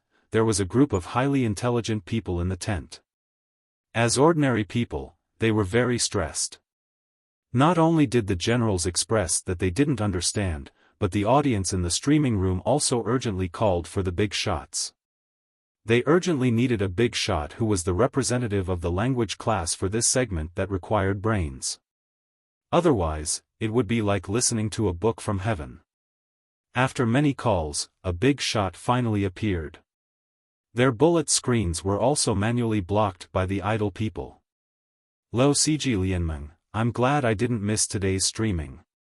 Seeing Huang Song's letter, I have a feeling that it's finally happening. Thinking back to the past, the host and Huang Song were still a bunch of scoundrels who went to the brothel to drink wine together. They were good brothers, but now they were plotting against each other. Qiguan Rang had said that Huang Song's letter had a hidden meaning. I was stunned for a long time before I understood what he meant. This letter wasn't a conspiracy, but it was an open and above-board plot. The target of the plot was the host. Why did he say that? Judging from the conversation of the streamer and the others, Huang Song could not defeat the Meng family, but the Meng family could not do anything to Huang Song either. Huang Song did not need help at all. However, Huang Song still wrote a letter. Why? Because he couldn't let the host have any room for further development. Gui Kai Guofengxiu, we saw it too. The streamer has just finished fighting in Beijiang. Although she won all the way, it wasn't easy. For this battle, the host had almost exhausted all of her family's assets. After fighting for almost 11 months, she could be said to have turned out in full force. There was a saying in Sun Tzu's Art of War that was very true. In war, victory was the most important, not the most important. What he meant was that the most important thing in a war was to win it quickly and not to prolong it. The streamer has just taken over the northern borderline, and the people's hearts are still unsettled. The subsequent investment in governance is an astronomical figure, and the expenditure is no less than the investment in war. If she didn't handle it well, the Beijiang might rebound. Under such circumstances, it was really inappropriate for the host to continue fighting. Huang Song's request for help was actually throwing the enemy, who had not consumed much of their troops, to the host. If the war with the Meng family started, guess how long it would last. This was an open and above-board way to force the host to be militaristic. In Yuejia Zhuge Qinma, I really underestimated Huang Song in the past. This guy doesn't make any moves, but once he does, he makes people fall. This was an open and above-board plot. The host had dug a hole in front of her. She had to jump in even if she didn't want to. No matter what Huang Song's plan was, it was an indisputable fact that he helped the host to contain the Meng family's troops, so that the Meng family could not sneak attack the host from behind. Now that Huang Song had sent a letter asking for help, the host had no reason to refuse to send troops. No matter who won or lost, Huang Song could advance or retreat freely. Dense bullet screens floated in front of the eyes. Many of the audience saw the analysis of the big shots and felt a chill. Xiong Ben Papa gets dressed, this conspiracy theory is really scary. Did Huang Song really plot against the host? Yan Hua Ji Yuan, scratching my head. If I transmigrated, I feel that I wouldn't survive more than 3 episodes. Even Huang Song is so shrewd. How can Transmigrator survive? When I saw Huang Song's letter, my first reaction was to send troops to suppress the Meng family. I didn't expect there to be so many tricks behind it. Host, why don't you send troops? Mo Lanji, it's impossible not to send troops. If you don't send troops, the host is really finished. Huang Song and Jiang Pengji formed an alliance. Not only did he shed all pretense of cordiality with the Meng family, but he also sent troops to help her contain the Meng family's troops for free. Now that Huang Song was in an emergency, Jiang Pengji was unwilling to send troops to help. If word got out, Jiang Pengji would immediately become the public enemy. It was precisely because she had no other choice that it was an open plot. It's too early to make a conclusion. Jiang Pengji broke the almost frozen atmosphere in the tent. She smiled and said, Bogeo sent a letter, so there must be a change in the war situation. He got involved because of me. Now that the northern borderline has been destroyed, there's no reason to let Bogeo continue to fight alone. She was determined to win Cangzhou. Cangzhou was the largest horse farm in Dongqing. Countless warhorses were bred there. This place was of great strategic significance and was a must-win for the military. Even if it was Huang Song, Jiang Pengji didn't want to give up this piece of cake. Huang Song had his own plans, and so did she. It was just a matter of who was more skillful. Lord, Qiguan Rang frowned deeply, as if he wanted to say something. They had just conquered the northern borderline. If they rashly sent troops, their foundation would be unstable and others would take advantage of it. I know what Wenzheng is worried about, Jiang Pengji said calmly. I also want to cultivate and recuperate. The current situation doesn't allow us to do so. If we don't send troops, perhaps the Zhangzhou horse farm will change its surname to Huang. At that time, Bogeo will control Haozhou and Zhangzhou, then he will surround and take Qinzhou. If we are more ruthless, Bogeo will ally with the Su family from Zhe County, and we will become a dead end. Jiang Pengji's forces were all in the north. Now that she had conquered the northern borderline, it seemed powerful, but further south was the territory of Huang Song and the Su brothers. In other words, if Jiang Pengji wanted to expand further, she couldn't overcome these two forces. If she cultivated and recuperated, it was tantamount to giving the two families a chance to develop. It was better to take a risky move. Perhaps she could revitalize the whole chessboard. Moreover, Jiang Pengji's fingers played with the flame of the lamp on the table. Her eyes reflected the light of the fire. She said leisurely, in the battle at the northern borderline, we didn't lose much of our troops. Even if we fought with the Meng family from Zhangzhou, it was far from the level of militarism. She was tired after fighting at the northern borderline, but her muscles and bones weren't injured. Most of her strength was still there. She still had the strength to fight again. Chapter 1026. Lang Jun is back. Zhu Qingning was embroidering in the hall. Hearing the servant's greeting, she quickly stood up to welcome him. Before she could take 2 steps, her Lang Jun had already stepped forward and stopped her. Why are you so careful? Nia Sun's lips curled up slightly. His bright smile made the cinnabar between his eyebrows as red as blood. He said, Wunyang has 2 bodies now. If anything goes wrong, won't you kill me? Zhu Qingning blushed and said in annoyance, oh, I was wondering why you treat me so well. It turns out that it's because of my belly. Nia Sun did not panic in the face of this fatal question. Instead, he helped Zhu Qingning back to the main hall. Wunyang's words hurt. It's obvious that you love me so much that you value the child in your belly. You are all my treasures. I feel bad if I mistreat any one of you. Nia Sun helped Zhu Qingning to sit down. It's cold now. Remember not to wear so thin clothes. The room is very warm. You won't catch a cold, Zhu Qingning said. Now that the month is getting heavier, the clothes that were made a while ago are also tight.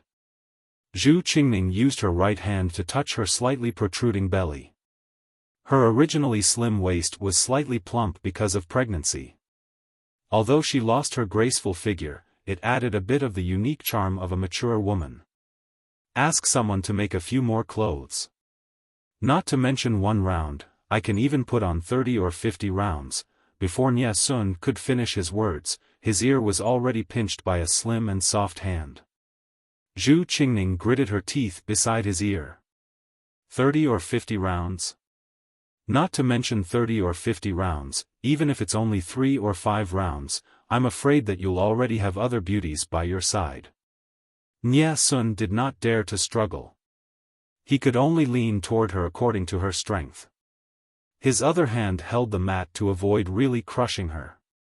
Wunyang, who's gossiping in your ear? Do I look like that kind of person?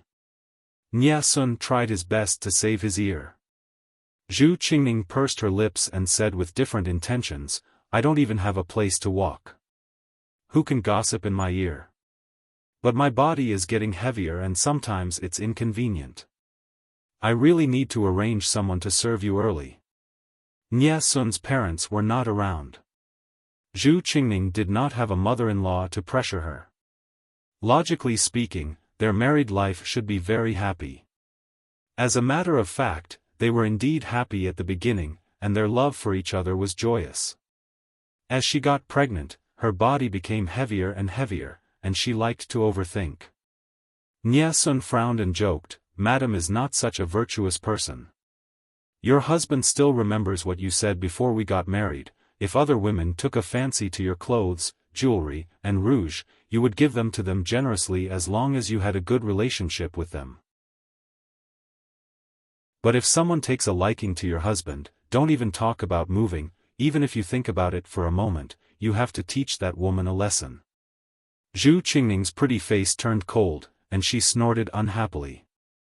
You think I'm willing? Isn't it all because of that lord of yours? Why did she send you so many women for no reason? Zhu Qingning was pregnant, so it was easy for her to overthink. Looking at the young women in the residence, he felt as if something was stuck in his heart, making him feel extremely uncomfortable. She also knew that her husband was a man of integrity and would not touch dirty women, but he could not withstand accidents. His wife was pregnant and couldn't serve him. What if he couldn't control himself and secretly ate her? Rather than letting her husband cheat outside and touch unknown women, it was better to pick a woman he knew through and through. No matter which possibility it was, Zhu Qingning was not happy, and her emotions were on the verge of exploding. She was the youngest daughter that her father doted on the most, the pearl in his hands. Why should she push her husband to another woman? She couldn't do it. Nie Sun frowned. Although he had a clever mind, he was a man after all, and his thoughts were not on the same channel as a woman's. How did he know that his wife had been troubled these days because of the maids in the residence? After all, it's the Lord's good intentions, so it's not good to refuse. Leave them in the residence to look at, and if they don't feel good, we can just sell them. Nie Sun had never looked at the maids in the residence seriously. To him, the maids were just maids that served the madam. If these maids made the madam unhappy, they would naturally be sold. Nie Sun said with a smile, Madam used to be so decisive, why are you so indecisive now? Zhu Qingning let out a long sigh and said dejectedly, I don't know either. These days, I can't help but think too much, and I can't control myself.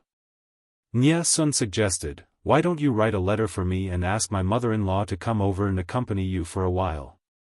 If there was a mother-in-law to enlighten her, the madam would not think too much and scare herself. Zhu Qingning shook her head, that's not appropriate. Mother is already old, and it's not good for her to travel. Nie Sun said, in that case, why don't I spend more time at home? Zhu Qingning smiled and curved her eyebrows. The couple snuggled and said a lot of words of love, and the atmosphere around them was filled with a romantic atmosphere. By the way, Chengyun, Zhu Qingning suddenly thought of something. Nie Sun answered vaguely. This morning, the housekeeper reported that he found a maid. This maid claimed to be my husband's wet nurse. Zhu Qingning knew that her husband had been looking for his background. He found it in Dongqing from Zhongzhou, but the clues were cut off. Even after joining Huang Song, Nie Sun did not give up on the journey to find his roots. My wet nurse? Over the years, Nie Sun had seen too many liars who wanted to pass off fake eyes as genuine, so he was very suspicious of the identity of this wet nurse. Zhu Qingning said, does Lang Jun want to see her? Nie Sun closed his eyes slightly, and the bright red cinnabar between his eyebrows became brighter. He said, then let's meet. The couple had dinner together. Nie Sun coaxed Zhu Qingning to sleep, and then left to see the so-called wet nurse. You said, you are my wet nurse. Nie Sun looked coldly at the old woman who was kneeling in the hall. The old woman had been waiting for a day in fear. When she heard Nie Sun's voice, which was clear and pleasant, she could not help but look up.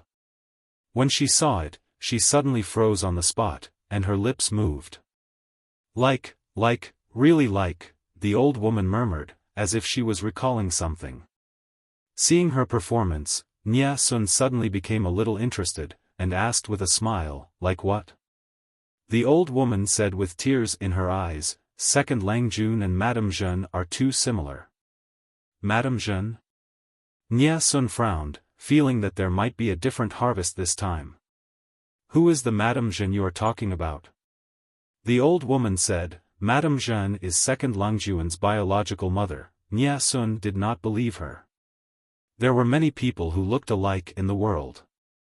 Apart from that, there were many loopholes in some places. The old woman said that he was the child of a Madame Jeanne and claimed to be his wet nurse. From this, it could be seen that Madame Jeanne's husband's family should be well off. Since they were well off, how could a newborn boy be abducted and sold, and end up in Zhongzhou? Nia Sun asked, "Do you have any evidence for what you said?" The old woman said, "I remember clearly that second Lang Jun was born with cinnabar between his eyebrows. When he was born, he was plump and beautiful." Nia Sun was speechless.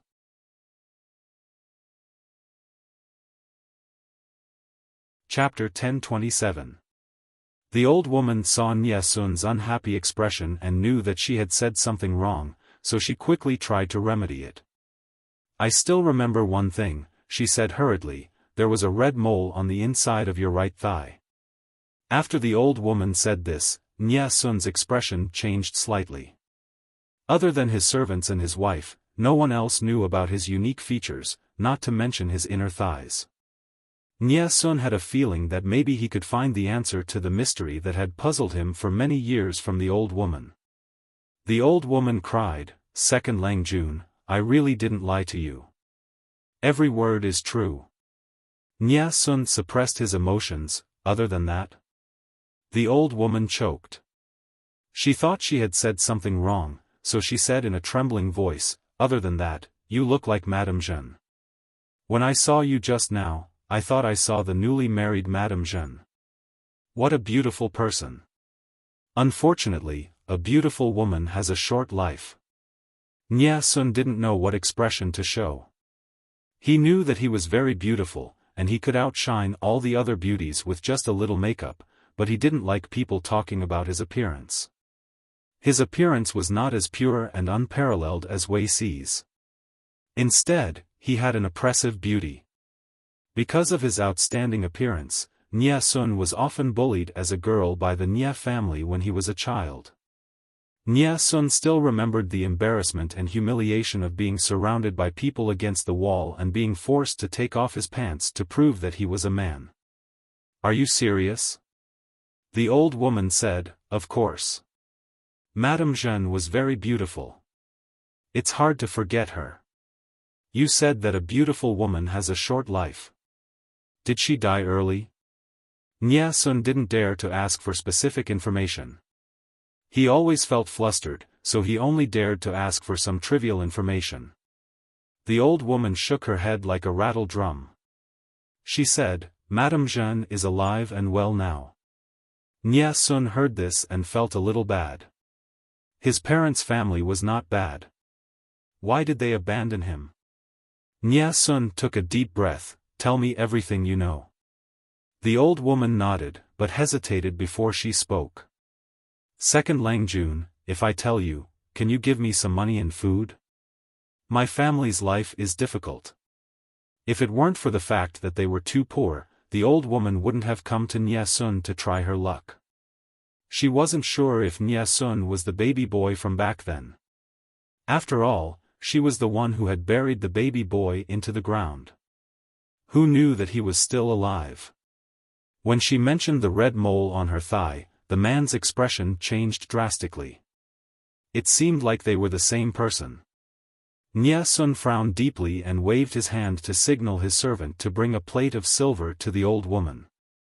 There were 20 ingots. The old woman's hands trembled as she stroked the silver. She was so happy that she didn't hesitate to speak. "Second Lang Jun, what do you want to know?" "I will tell you everything I can." The old woman suppressed her excitement, and the wrinkles on her face squeezed together with a smile. Nia Sun asked, "Who are my parents? Why did they abandon me?" The old woman was stunned for a moment. She sighed and said, "Second Lang Jun, you were not abandoned." Nia Sun was startled. "Not abandoned?" The old woman nagged. This old servant was Madame Jeanne's dowry maid, and later married a manservant. Madame Lai gave birth to eldest Lang Jun, but she couldn't win back the master's heart. Instead, she was suppressed by the master's favorite concubine. Later, Madame Jeanne and the concubine got pregnant at the same time. Even so, the master still didn't look at Madame Jeanne. Madame Lai risked a difficult labor and gave birth to you for a day and a night. That concubine also gave birth to a son. The master favored the concubine and neglected the wife. He couldn't bear that the concubine's son was treated as a concubine's son, so he simply swapped you two. Xiaofan felt like he was listening to a heavenly book. He was so angry that he laughed. Which family has such a strange upbringing? Mixing the legal son and the concubine, and pretending to be the legal son? When Xiaofan heard the truth, he began to doubt whether his ears were playing tricks on him. How could there be such a ridiculous thing? The old woman saw that Xiaofan was angry, and she hurriedly said, "This is absolutely true, but according to the rumor, it seems that Madame Lai was not content with her marriage and secretly had an affair with a servant and gave birth to you." Outsider said so, but this old servant dares to curse that Madame Lai is innocent and has never done anything wrong to the master. It must be the master's concubine who made it up and slandered Madame Jeanne's innocence. Xiaofan quickly calmed down, and his expression didn't change. "I have a question." The old woman didn't know that danger was coming. Instead, she wore a flattering smile. "Second Lang Jun, please ask." Xiaofan said, "You should be the concubine servant, right?" The old woman was so scared that her face turned ashen, and her legs were trembling. This, Xiaofan said indifferently, "Mixing the legal son and the concubine's son is such a big thing. There should be very few people who know about it. Not only do you know about it, but you even claim to be my wet nurse. It can be seen that you must have taken care of me in the past, so you know that I have a red mole on my leg. In that case, I have another question. How did I leave the mansion and end up being sold?"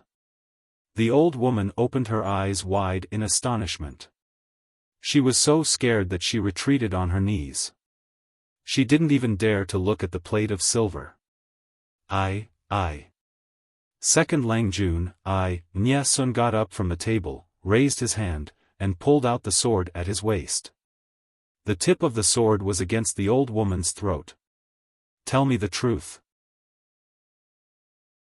The old woman cried and said, "Every word I said is true. The concubine saw that you looked too much like Lady Chang. She was afraid that you would arouse Lady Chang's suspicion during the elders' meeting, so she asked me to send you out of the mansion. She even ordered me to bury you." Hearing the word bury, Xiaofan was basically sure that the old woman was telling the truth. Xiaofan followed the clues to Dongqing and asked many people. The first person who found Xiaofan was a farmer's wife. She accidentally heard crying in the ground, so she dug out the dying Xiaofan from the soil. The farmer's wife didn't take care of him. Instead, she sold him to a human trafficker. Because Xiaofan was good-looking, he was more expensive than a normal baby boy. After a few twists and turns, Xiaofan ended up in Zhongzhou. Coincidentally, he was adopted by a side branch of the Xia family. Xiaofan asked the old woman in a low voice. "Tell me, who are my birth parents?" Although Xiaofan came to find his birth parents, he didn't have much feelings for them. He just wanted to find his roots. If his birth parents lost him because they had no other choice, Xiaofan could consider helping them. If his birth parents abandoned him on purpose, he would make them regret it. Xiaofan didn't want to acknowledge anything, not to mention giving birth. In his opinion, the essence of giving birth was just one sentence: when a man and a woman get together, they have children. The mother was pregnant for 10 months, and the father was just a night of pleasure. They had the right to give birth to him, but they didn't have the right to take his life. The old woman looked at Xiaofan's gloomy face, and her heart couldn't help but tremble. She said with a trembling voice, "Second Langjuan's birth father is the leader of the Meng family in Cangzhou. His surname is Meng, and his name is Zhan. His birth mother is the daughter of a concubine from the Gu family in Langia. Her name is Gu Zhen. She has now remarried to Lu Shi, the second legitimate son of the Lu family in Hejian. I heard that Lu Shi is quite famous now. Second Lang Jun. I'm telling the truth. Nie Sun was speechless. Say it again. I didn't hear it clearly. The old woman closed her eyes and looked like she was facing death calmly. She repeated it intermittently. Nie Sun was so shocked that he took a few steps back. The sword in his hand fell to the ground.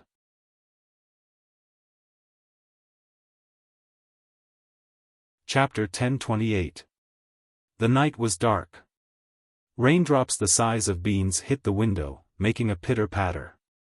The candlelight was slightly intoxicating, and the shadows were reflected on the paper window, swaying.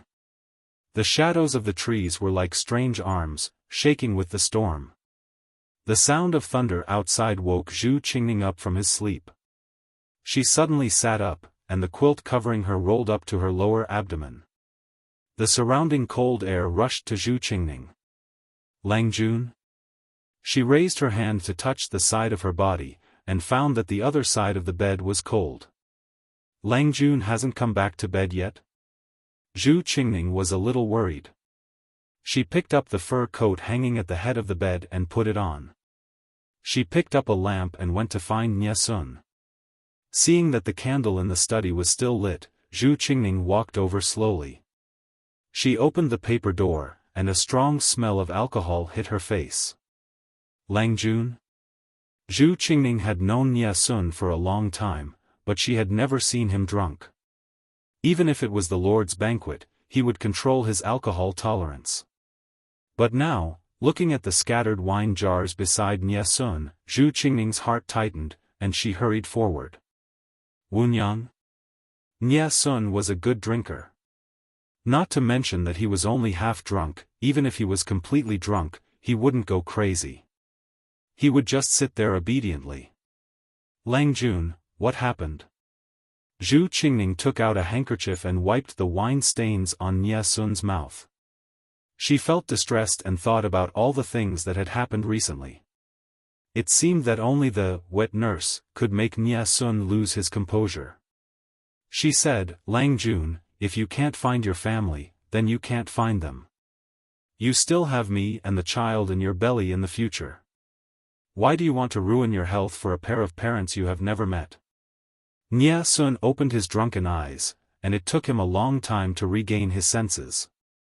He raised his hand and rubbed his swollen temples. He held Zhu Qingning in his arms like he was holding a child.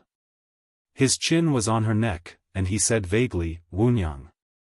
I finally found. Zhu Qingning was surprised. Found? Isn't this a good thing? Why did you drink so much? Nie Sun's arms rubbed her shoulders, and his hands were on her belly. He had a bitter smile on his face. This is not a good thing. Wunyang, do you know who my biological parents are? Zhu Qingning asked, who is it? Nie Sun whispered in her ear. Zhu Qingning was not a foolish woman and immediately grasped the center of gravity. It's actually. Apart from you and me, does anyone else know about this? Zhu Qingning sucked in a breath of cold air. If her husband had such a background, he would be in an awkward situation now. This matter is of great importance. How can it be spread out so easily? Nie Sun shook his head. He said, this matter must be kept a secret. Meng Zhan didn't raise me, but he gave birth to me. In the eyes of the world, a son was still a son, and a father was still a father. No matter how wrong the father was, the son could not disobey. However, Meng Zhan was a stumbling block in his master's way. He had to be removed. If this husband's identity were to be spread out, I'm afraid that some people with ulterior motives would make a fuss about it. I'm not worried, but I'm afraid I'll implicate you and the child. Nie Sun didn't want to acknowledge Meng Zhan's kindness, but he couldn't stand the gossip of others. Zhu Qingning was heartbroken by Nie Sun's words. He didn't care if Meng Zhan lived or died. She thought that her husband's life was rough enough, but she didn't expect him to experience so many unknown hardships. However, Zhu Qingning said in a low voice, "Lang Jun, why don't you avoid the Mengs? There is no such thing as an impenetrable wall in the world. The mystery of Lang Jun's identity is a hidden danger. If someone with ulterior motives uses it, how will you live in the future? It's better to be a bystander and watch."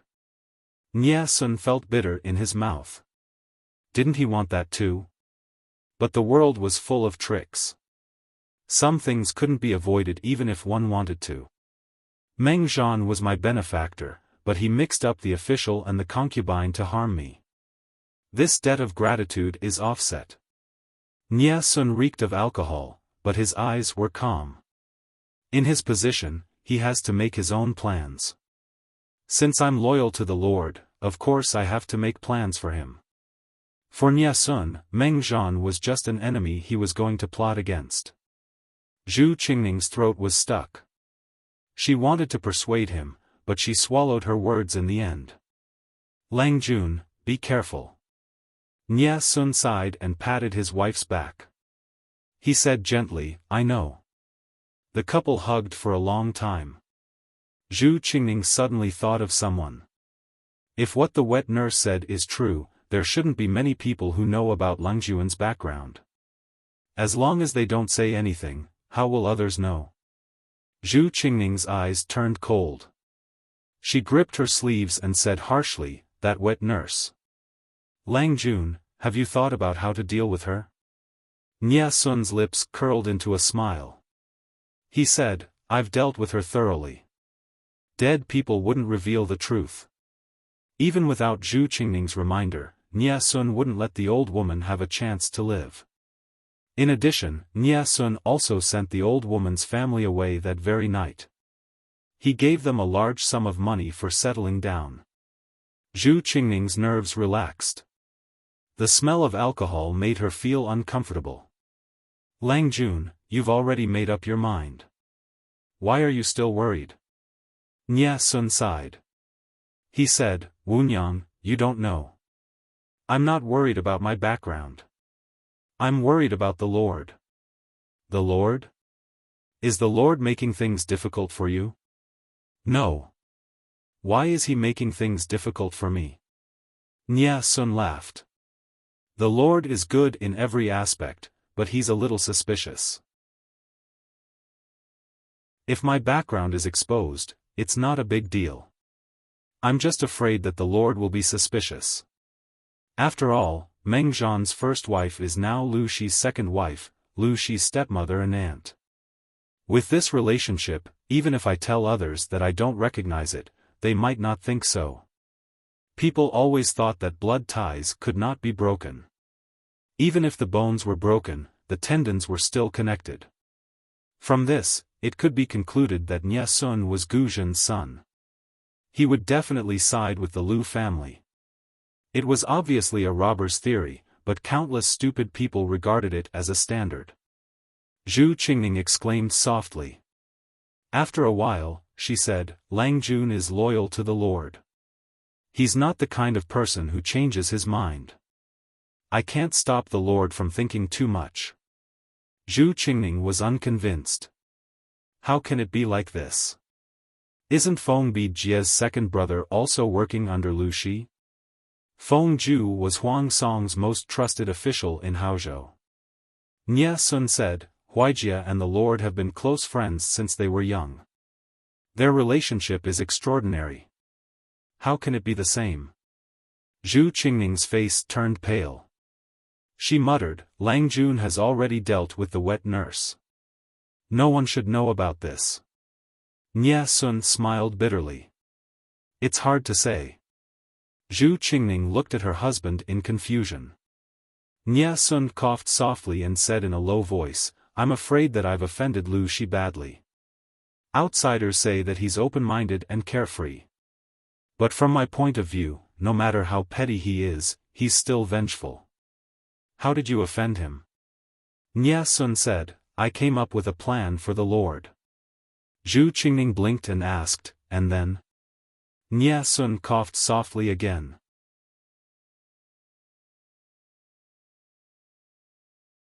Chapter 1029. Zhu Qingning immediately figured out the crux of the matter. It was a blatant plot. Knowing that there was a trap in front of him, Lu Shi had to jump into it. Nie Sun said, Lu Shi conquered the entire northern borderline. I thought it would take 2 to 3 years, but I didn't expect him to defeat the northern borderline in just 11 months. I heard a lot of news from the Lord. I have to admit that Lu Shi is definitely a big threat to the Lord. She can only feel at ease if she gets rid of him as soon as possible. If we don't do anything and let her stabilize the northern borderline and train a large number of cavalrymen, I'm afraid she can sweep Dongqing. Zhu Qingning was speechless. Hearing the name Lu Shi, the image of a youth in cotton clothes and wooden clogs hiding among the branches full of flowers appeared in his mind. He looked lazy and unrestrained. Even today, that scene was still as vivid as before. Nie Sun didn't know what Zhu Qingning was thinking. He sighed and said, I don't want to plot against Lu Shi. Lu Shi's power is in a delicate position. Even if the Lord doesn't provoke her, she won't let you go. Although she's a woman, her ambition isn't as simple as just one state and one county. If she wants to continue expanding her power, she can't avoid the Lord. Sooner or later, the two of them will fight. Jiangpengji had already conquered the entire northern borderline. In addition to the 2 states and 1 county in Dongqing, her territory was comparable to a country. The Lord, Huang Song, only had Haozhou. No matter what, he was no match for Jiangpengji. Therefore, Nie Sun had to plan for Huang Song and close the gap between them as much as possible. A glimmer of calculation flashed in his eyes. Nie Sun's original intention was to annex Zhenzhou and control half of Cangzhou. The other half of Cangzhou would be given to Jiangpengji. If they could stabilize 2 states and half of Cangzhou, Huang Song and Lu Shi would have the capital to compete. However, Nie Sun looked down at his wife, whose breathing was gradually stabilizing. A faint smile appeared on his lips. He didn't acknowledge Meng Zhan's kindness, but Meng Zhan owed him.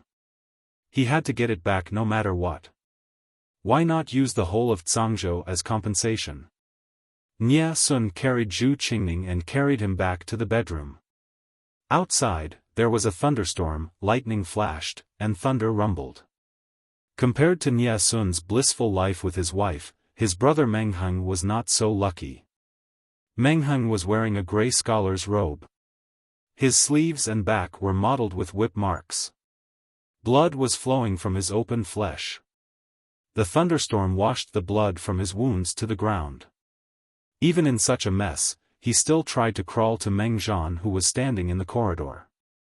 Father, I beg you, don't make the same mistake again. Meng Zhan held a long whip in his hand.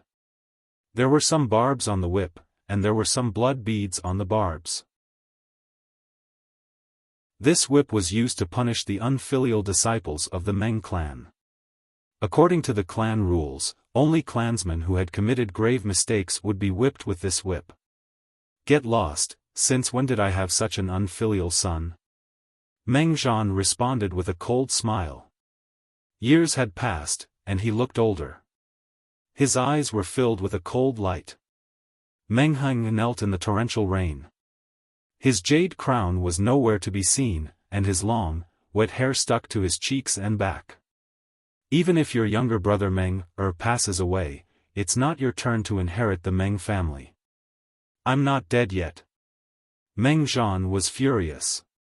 Meng Heng had been studying abroad for years, and he was always against him. From the Battle of Huangshui to the cooperation with the northern borderline, it was no wonder that his son was left behind by Gu Zhen.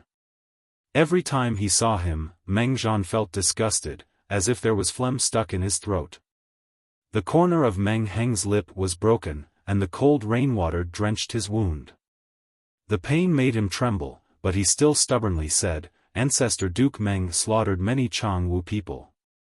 As a descendant of Duke Meng, how can I go against the will of our ancestors and help outsiders? Now that Lu Shi has conquered the northern borderline, he will settle the score in a few days. Father, please stop. Don't let the people of Cangzhou suffer. Because of Meng Zhan, the people of Cangzhou had suffered for the past 10 years. However, as the Zongzi of the Meng clan, Meng Heng couldn't do anything. He couldn't protect the people of Cangzhou. If Meng Zhan still wanted to go against Lu Shi and Huang Song with all the power of Cangzhou, the people would suffer. Hearing Meng Heng's words, Meng Zhan was so angry that he laughed. He swung the long whip in his hand at Meng Heng's face. When the shadow of the whip passed, there was a horrifying cut on Meng Heng's face. His left eyelid was scratched, and blood flowed down half of his face. Someone, take this unfilial son away. Let him kneel in front of the ancestral hall and reflect on his actions. If it weren't for the elder's advice, Meng Zhan would have killed Meng Heng. Meng Zhan was so angry that he smashed everything in the study. The flickering candlelight shone on his face. Meng Zhan's mouth curved into a hideous smile, like a Rakshasa ghost. Lu Shi, the father and daughter had made him suffer too much. How could he swallow his anger?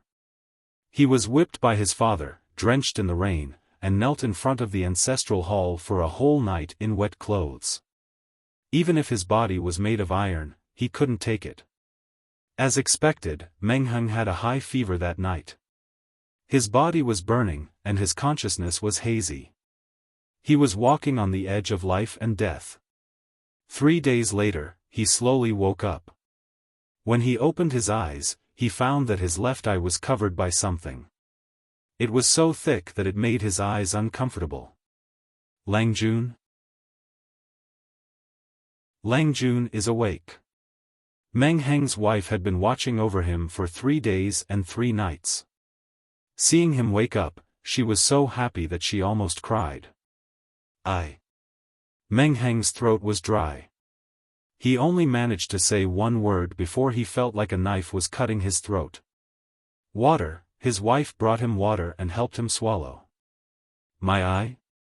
Meng Heng weakly raised his hand and touched his left eye. He only felt a thick white cloth. Your eye is fine. Luckily, only your eyelid was hurt.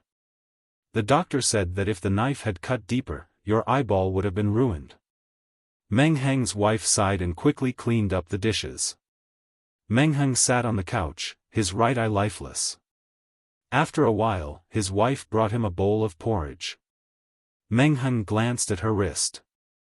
The golden bracelet with 2 phoenixes holding beads was gone. Where's your bracelet? His wife's anger subsided when she saw that he was still so careful even though he had just recovered from a serious illness. I pawned it. Pawned it? If I didn't, where would I get the money to buy medicine and hire a doctor? His wife sighed and fed him the porridge. Ever since you were disfigured and almost went blind, the Meng clan didn't even send a single person. They just threw you home to fend for yourself. Meng Heng's hands trembled. His right eye shone and was filled with water vapor. After a while, he said, "It's been hard for you to be with me." His wife said, "We're one family." Don't say that. Drink it.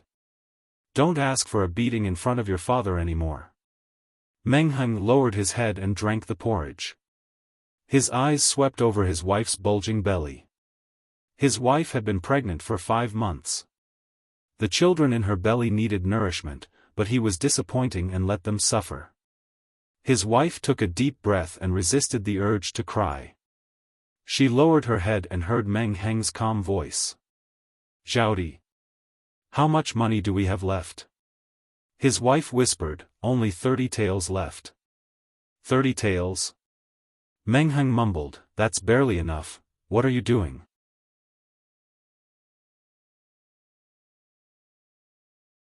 Chapter 10:30. His wife put down the bowl helplessly and murmured blankly. "Leave?"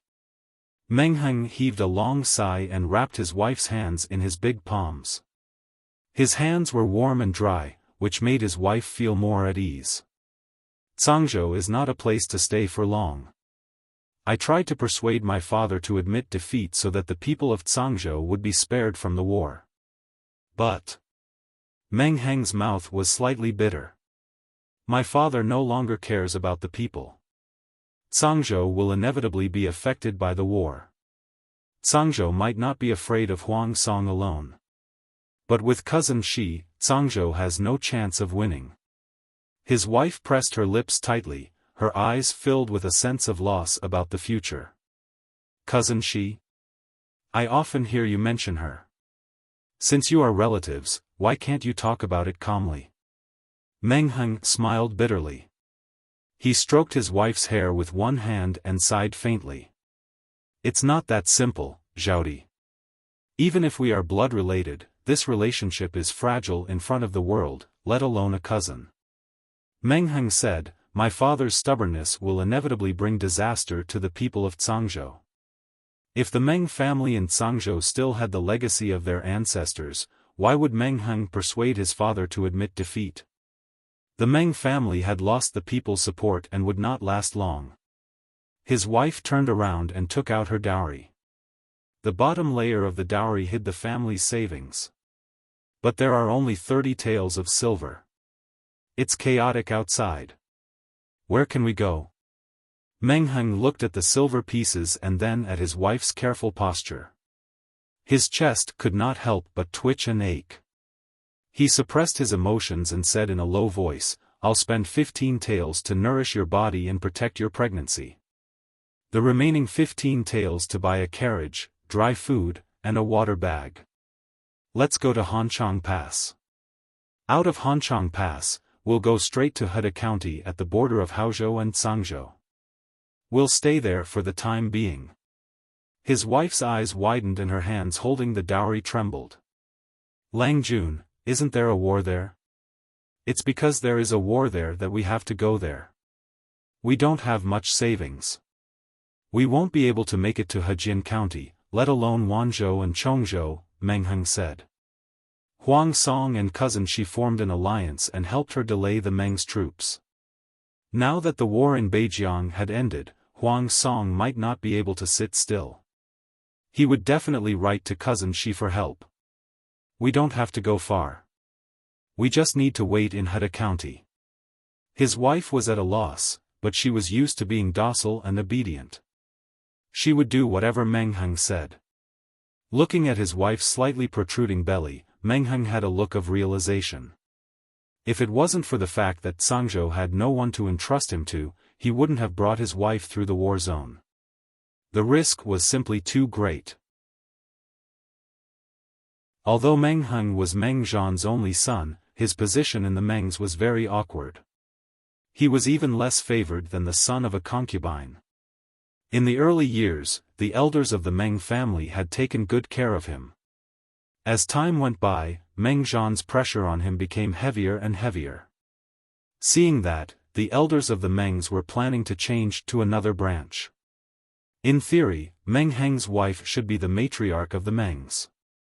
However, Meng Zhan was too lazy to arrange a marriage for him, so Meng Heng didn't get married until he was 23. It was because the elders of the Mengs couldn't stand it anymore and took the initiative to arrange it for him. He did get married, but his wife's background was very subtle. She was the daughter of a branch of a declining aristocratic family. It was a nice way to put it. To put it bluntly, his wife was just the daughter of a butcher. The aristocratic families were also divided into different classes. The prominent aristocratic families could control the situation. The declining aristocratic families were even worse than the common people. Except for a famous ancestor, they had almost nothing. Meng Heng's wife was from a branch of a declining aristocratic family. To make a living, her grandfather gave up his pride and became a butcher. If it weren't for the genealogy, his wife's family would be no different from the common people. Meng Heng didn't look down on his wife's background, but he couldn't deny that this marriage was indeed a humiliation to him by the Mengs. Meng Heng had endured all of this. Now that he looked back, he felt extremely guilty. No matter what happened in the past, Zhao Di was already his wife. He had the responsibility and obligation to make her live a good life. But what happened? Fortunately, it wasn't too late to wake up. Meng Zhan wasn't a good father, but he couldn't be an irresponsible husband and father. The couple lived in a remote place. There wasn't much in the house, so it wasn't hard to put them away. Meng Heng drove his wife out of Meng County, Tsang Prefecture. Meng Zhan didn't know the news until they reached the border of Meng County. The subordinate waited in fear, afraid of Meng Zhan's thunderous anger. You said, he left Meng County with that lowly woman and went to Hanchang Pass? Meng Zhan asked with a cold smile. The subordinate was so anxious that he was sweating. He said anxiously, yes. Do you need me to send someone to get Elder Lang Jun back? Meng Zhan looked at the subordinate coldly. His eyes were full of warning. Since when do you have the right to make decisions for me? Meng Zhan snorted and said heartlessly, since he doesn't recognize me as his father, I will pretend that I never had a son. Send someone to tell the elders to open the ancestral hall and remove his name. The subordinate opened his eyes wide in shock. No matter what, Meng Heng was still a Zongzi. Since ancient times, there was no reason to remove the name of a Zongzi from the genealogy. Meng Zhan knew what he was thinking and said with a cold smile, Zongzi? Look at his wife, a butcher who can't even be seen in public. How can a woman like her be the matriarch of the Mengs? Since he has abandoned the Mengs, then let it be. Oh right, send someone to chase after him. Also, bring a message for me. If he leaves the Mengs, don't come back. He is not a Zongzi of the Mengs, and he has no right to use the surname Meng. Even his surname has been removed. The subordinate said, yes. For safety reasons, Meng Heng tried to take the main road. To take care of his wife, the carriage traveled slowly. It was only 3 days away from Hanchang Pass. The pursuers from the Mengs caught up with Meng Heng and brought a message from Meng Zhan. Meng Heng listened to the message with a pale face. His lips were colorless. His left eyelid, which should have healed, was hurting. The scene in front of him flickered and he almost lost his balance. Elder Lang Jun, why don't you go back and apologize to the patriarch? There is no hatred between father and son. The subordinate looked at Meng Heng's pale face and felt sorry for him. Meng Heng's talent was second to none among his peers. If any family had such a good descendant, they would have been so happy. But his patriarch was a weirdo. Meng Zhan didn't feel proud or honored. Instead, he felt ashamed of Meng Heng. He scolded him every few days and tried to suppress him. They were not father and son. They were enemies. There is no hatred between father and son. But what if they are not father and son? Meng Heng smiled bitterly and held back the hot tears that were welling up in his eyes. He said gloomily, allow me to kowtow to him again. If there's a chance, I'll definitely repay him for raising me for over 20 years. Meng Heng knelt down in the direction of Meng County in Tsangzhou and kowtowed 3 times. His forehead was blue and red.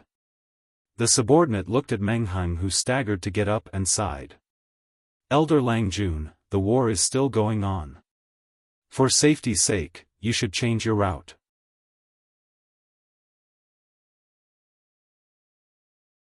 Chapter 1031.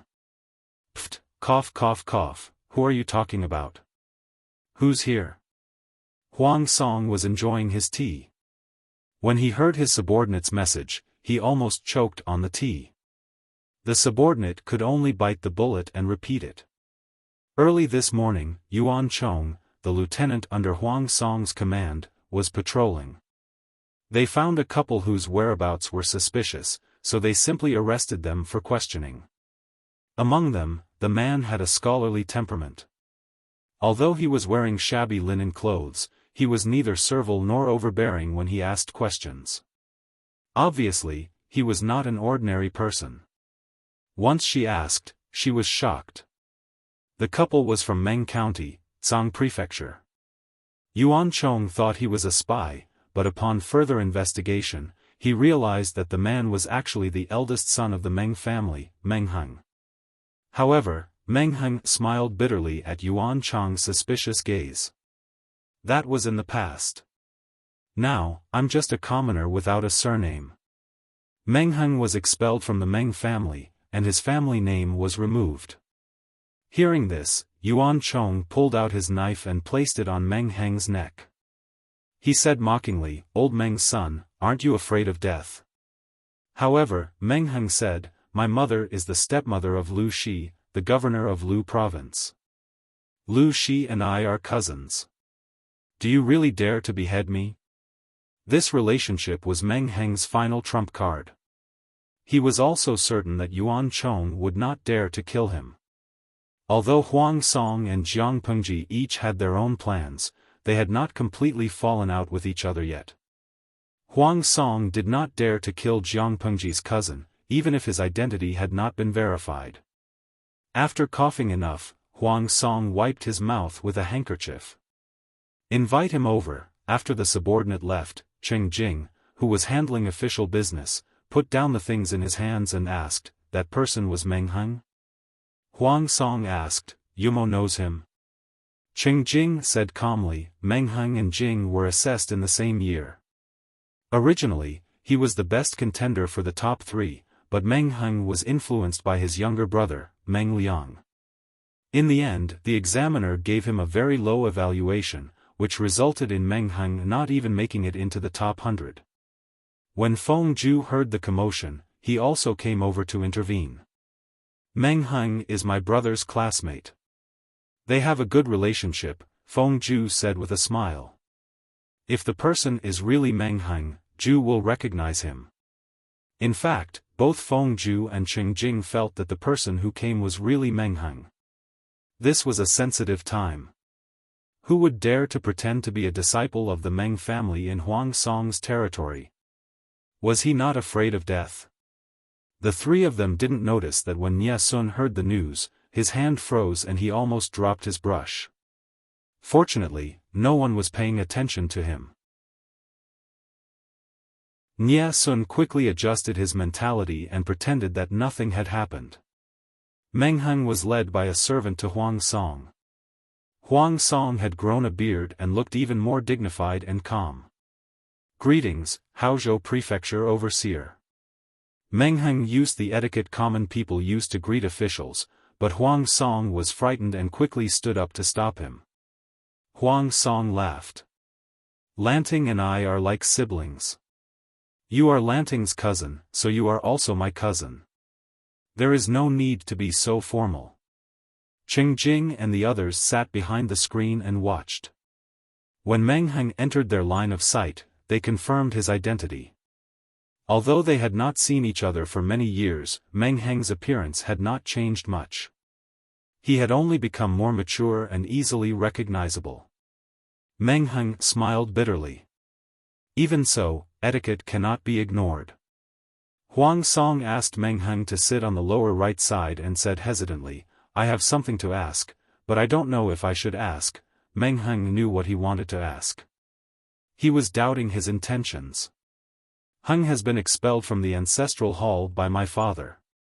Now that I have no home to return to, I want to seek refuge with cousin Shi." At this point, there was nothing to be ashamed of. Meng Heng simply said everything. "However, I am short of money and my wife's health is heavy. It is chaotic outside, so the couple can't go too far. I heard that cousin Shi is about to lead troops to Heda County, so Heng brought my wife here to wait. Sister-in-law is pregnant?" Huang Song asked Yuan Chong with a stern face. "You brat, did you offend her?" Yuan Chong was worried about Huang Song's safety, so he personally brought Meng Heng to see Huang Song. Meng Heng revealed a faint smile. "Commandant Yuan is just enforcing the law. My wife is fine." Huang Song could not let it go so easily. He sent people to arrange a residence for Meng Heng and his wife. He also found an experienced midwife and a skilled doctor. Huang Song saw Meng Heng's embarrassment and took the initiative to say, "Just stay here. If there is anything you need, send someone to tell me." He had good intentions, so Meng Heng would not be ungrateful. However, Meng Heng was clear that Huang Song was treating him so well because of Jiang Pengji. He was taking good care of him. Lang Jun, are we staying here? Meng Heng's wife held her belly with one hand and touched the pillar with the other. She looked up at the sky. The sky was clear, and the golden sunlight shone on her body. It was very comfortable. We'll rest here for the time being. Meng Heng looked at the silk and satins, clothes, and jewelry in the house, then looked at his wife's bare face. He helped her into the house. Your clothes are old. Pick a few bolts of cloth to make some new clothes. Don't treat yourself badly. His wife touched the material. The soft touch made her reluctant to move her hand away. She had never used such good material in her life. They are all gifts from others. It's not good to use them. In this way, won't you owe everyone a favor? His wife resisted and forced herself to move her eyes away. I owe cousin Shi. I'll repay you in the future. Meng Heng smiled as he picked up a golden bracelet made of twin phoenix silk and put it on his wife's wrist. The golden color was far better than the one that had been pawned, and it was heavier. Because of the bracelet, his wife's wrist seemed even more slender and weak. In the future, your husband will earn more for you. I will never let you and our child suffer any losses. If it were not for Jiang Pengji, Huang Song would not have treated him so well. Therefore, Meng Heng was very clear about whom he owed a favor. His wife smiled. I believe you. It was a great honor for the butcher's daughter to marry the eldest son of the Mengs, but it was a great humiliation for Meng Heng. Meng Heng felt that he had treated her unfairly, but she felt that she had wronged him. No matter what, they were husband and wife. They would support each other for the rest of their lives. At that moment, the maidservant reported from outside the paper door. Meng Heng and his wife were stunned. This Nye Sun. Does my husband know you? His wife was surprised. They had just settled down here, and someone had brought his wife to visit. Meng Heng was also puzzled, but he had also asked around. Nye Sun was a strategist that Huang Song relied heavily on. He could not be offended easily. I don't know him. He's Nye Sun's wife. Madam, please entertain him. Then, he said to the maidservant, please wait in the hall, Mr. Nye. I'll go over now. Did Nye Sun visit on Huang Song's orders? With such doubts, Meng Heng met Nye Sun for the first time. The two looked at each other. They both felt a strange emotion rise from the bottom of their hearts. Nye Sun did not observe Meng Heng carefully through the screen. Now that they were face to face, he realized that Meng Heng did not have any similarities with him.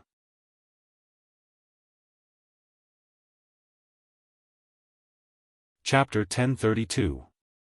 While Nye Sun was observing Meng Heng, wasn't Meng Heng also sizing him up?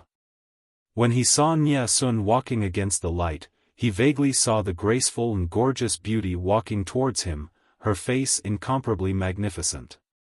Meng Heng took a closer look and finally saw Nye Sun's true appearance. He couldn't help but sigh in admiration. There was actually such a stunning face in this world.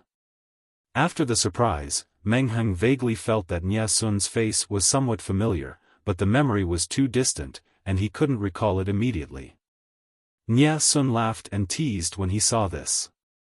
Sun's face is extremely similar to a Rakshasa, actually scaring Brother Heng to the point of not knowing what to say. When Nye Sun said that, Meng Heng quickly retracted his thoughts and stopped thinking about where he had seen Nye Sun. How can that be? Meng Heng said, if Brother Sun's face was like a Rakshasa, wouldn't Heng be too ashamed to meet people? Although Meng Heng had never met Nye Sun before, he felt an urge to get close to him. It was as if the two of them had known each other for a long time.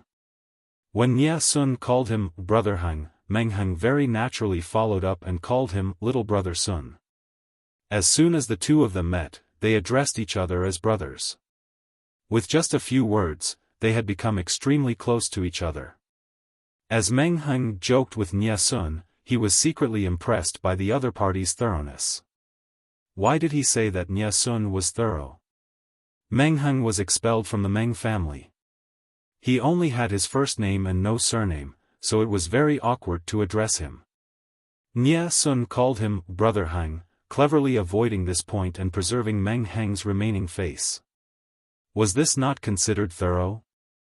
Meng Heng was grateful for her thoughtfulness. His expression softened, and his attitude became friendlier and friendlier.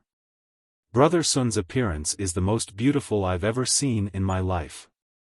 I'm afraid there are very few people in the world who can stand shoulder to shoulder with you. Brother Sun, you shouldn't belittle yourself. Meng Heng honestly explained the reason for his absent-mindedness. I was dazed just now. Younger brother Sun, please forgive this older brother's rude and impetuous actions. Nie Sun had known that he was good-looking since he was young. What kind of compliment had he not heard before? He was tired of listening to it.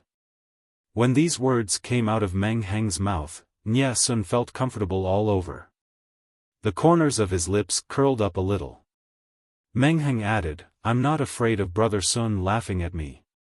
When I saw you walking over just now, I felt as though I saw an old friend that I hadn't seen for many years. Nie Sun was shocked, but he said, really? So it's not just Sun who has this feeling. Although they felt like old friends at first sight, Meng Heng did not let down his guard. Instead, he secretly probed Nie Sun's intentions. In his opinion, Nie Sun's visit was definitely instructed by Huang Song, but he didn't know what the purpose was. After talking for more than an hour, the sky outside gradually darkened. Nie Sun took his leave regretfully, and Meng Heng stood up to send him off. After sending him off, Meng Heng still had no idea why Nie Sun was there. Don't look at how they talked, but if you really analyze the content of the conversation, you would find that they only talked about the interesting things of their youth and didn't touch on any political affairs. You really don't know Mr. Nie? Meng Heng returned to his room in a daze. His wife's puzzled question drifted into his ears. I just feel that he looks familiar, but after thinking about it, I really haven't seen him before. Meng Heng came back to his senses and said, I heard that Nie Sun is from Bianzhou in Zhongzhou. Before he became an official in Huangsong, he never left his homeland. How did I get to know him? Why do you ask? Meng Heng's wife pointed at the pile of gifts on the table and sighed. This Madame Nie is truly a considerate and gentle person. Look at the gifts she gave. Every single one of them is delivered to the heart. Governor Huang's gift of silk satin and gold and silver jewelry is good, but this madam gave a lot of good fertility medicine and nourishing food. These materials are delicate and soft. Although they haven't been dyed, they're best for women and babies. Huang Song's gifts were expensive, but many of the materials weren't suitable for pregnant women. They looked good but weren't practical. Nie Sun and his wife's gifts were heartfelt. It was as if everything had been considered. Not only were there gentle and nourishing herbs, food, and cloth, but there was also a box of silver fragments. Huang Song gave him gold, which he couldn't spend. However, the box of silver fragments Nie Sun and his wife gave him immediately came in handy. The gifts weren't very expensive, but the thought was enough. Meng Heng frowned and raised his hand to touch the items. After thinking about it, Meng Heng's brows relaxed. Just now, Nie Sun mentioned that his wife is also pregnant. Because Madame Nie was also pregnant, it was more convenient to prepare the things a pregnant woman needed. No matter how he thought about it, this was the only reason that made sense. Meng Heng glanced at his wife. When he saw that she was smiling and didn't look like she was wronged, his impression of Nie Sun and his wife improved. He heard that Nie Sun's wife was the youngest legitimate daughter of Master Yuanjing. She had an extraordinary background and a good upbringing. This kind of noble lady was prideful to the core and disdained to associate with lowly people. Because his wife was the daughter of a butcher, no one taught her how to deal with those difficult women when she was still a virgin. After his wife married him, she was often ostracized by the other noble ladies of the Meng family, both openly and secretly. Meng Heng knew this, but he couldn't help her. Every time he saw his wife's sad expression, Meng Heng felt bad. He could only try his best to help her. Nie Sun and his wife came to visit. They couldn't just take care of Nie Sun and leave Nie Sun's wife to the side, right? In the end, the mistress still had to entertain them. From the looks of it, Nie Sun's wife didn't have the bad temper of a noble lady and was very gentle. His wife said, "No wonder, Madame Nie looks childish, but she's very good at raising children." Meng Heng asked casually, "What's Madame Nie's personality like?" His wife said, "I was a little worried that I would neglect her, but after getting to know her, that Madame's personality is really great. She had interacted with many noble ladies, but they couldn't compare to Madame Nie.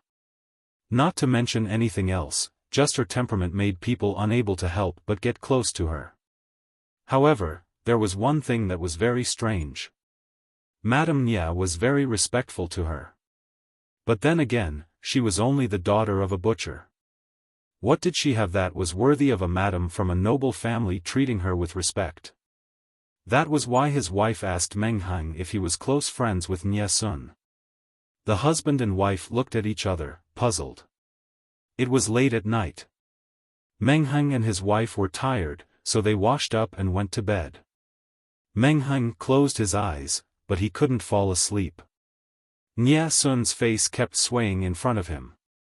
Meng Heng tossed and turned, startling his wife who was beside him. "Lang Jun?" His wife was confused.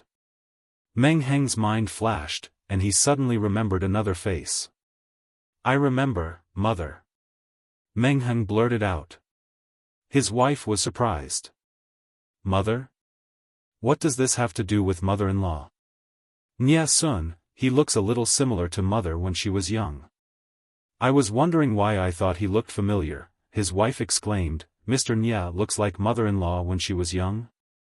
Meng Heng said, "I was just thinking about who Nie Sun looks like, and I suddenly remembered when I was young, Nie Sun does look a little similar to mother." The Meng and Madame Lu were enemies, so Meng Heng was also restrained. Even though he got married, he couldn't bring his wife to meet his birth mother.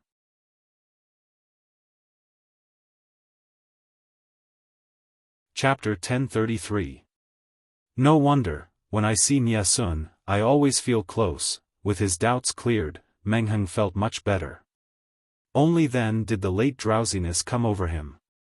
Gu Zhen did not tell Meng Heng that the second son of the first wife had been swapped, so when Meng Heng found that Nie Sun looked like Gu Zhen and saw the bright red cinnabar mole between his eyebrows, he did not think much of it. Instead, he sighed at how wonderful fate was.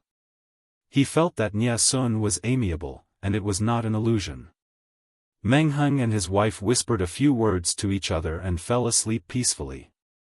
Nie Sun and his wife, on the other hand, could not fall asleep. Zhu Qingning was the daughter of Master Yuanjing. Naturally, she was not an ordinary woman. She chatted with Meng Heng's wife for quite a while. It looked like they were just chatting about family matters, but in reality, she had managed to dig out the other party's background. First uncle is a Zongzi of the Meng clan after all. I really don't know what the Meng clan is thinking.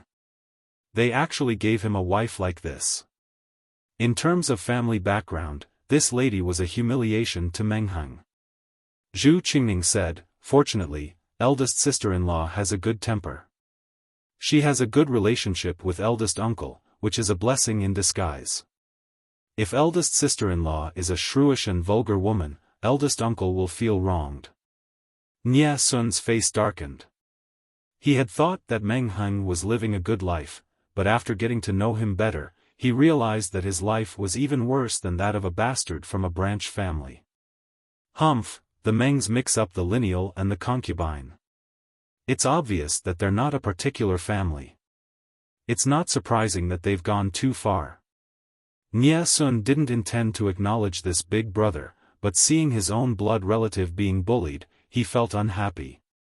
"What's your plan, Lang Jun?" Zhu Qingning asked Nie Sun. "I heard that first uncle is very talented." "If you two brothers," Nie Sun shook his head. "That's impossible. Our lord is thirsty for talents and respects them, but have you seen what he thinks of Meng Heng?" Zhu Qingning's heart tightened. Indeed, Huang Song sent people to settle Meng Heng and his wife down and did nothing else.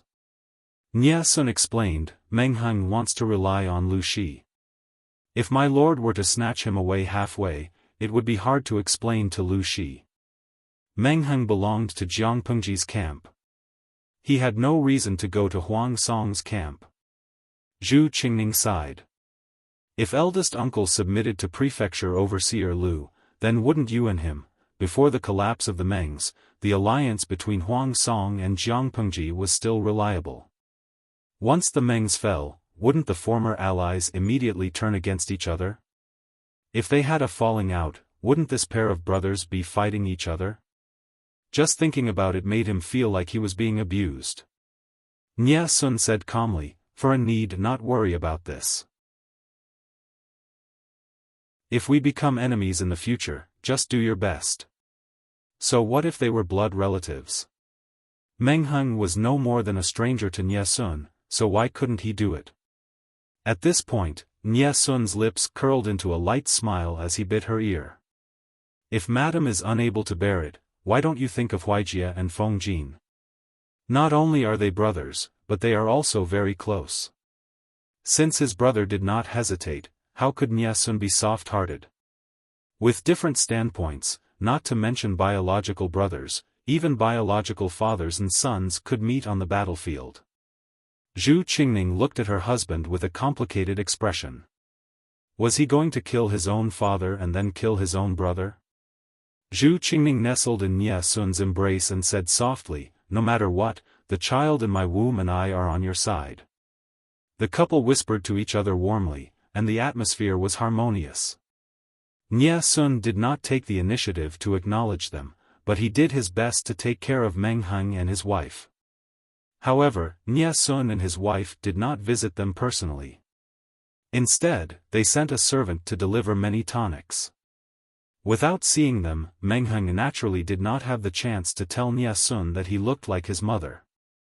Well, even if he saw them, he probably would not be able to say it. It would be awkward to say that Nie Sun looked like his own mother. Just as Nie Sun said, Huang Song coveted Meng Heng, but he did not try to rope him in. Instead, he treated him with good food and drinks, showing his best manners. As the days passed, the war outside became more and more serious. Heda County was located to the north of Haozhou. It was bordered by Cangzhou, and there was a steep pass at the border called Cold Chang Pass. Cold Chang Pass was one of the 3 natural strongholds in Cangzhou, and it was an important gateway for the outside world to enter Cangzhou. It was easy to defend and hard to attack. "Madam, it's snowing heavily outside. Be careful not to fall." Meng Heng was bored to death at home, so he changed into his military uniform and went hunting in the mountains. He stayed outside for a night and only returned at noon the next day. As soon as he got home, Meng Heng saw his wife wrapped up tightly, standing at the porch and looking at the snow. Hearing his voice, his wife beamed with joy. She lifted the hem of her robe and went forward to welcome him. She said, "Lang Jun, let me tell you a piece of good news. Magistrate Huang just sent a letter. Magistrate Lu's army is less than 3 days away from Heda County." Meng Heng supported his wife, and a smile appeared on his face. "Cousin Shi is coming. That's really good news." Meng Heng said with a smile, "I've prepared some wine today. Let's drink a few cups to celebrate." The cousin Shi that Meng Heng kept talking about was now riding on the back of a horse and eating a mouthful of snow.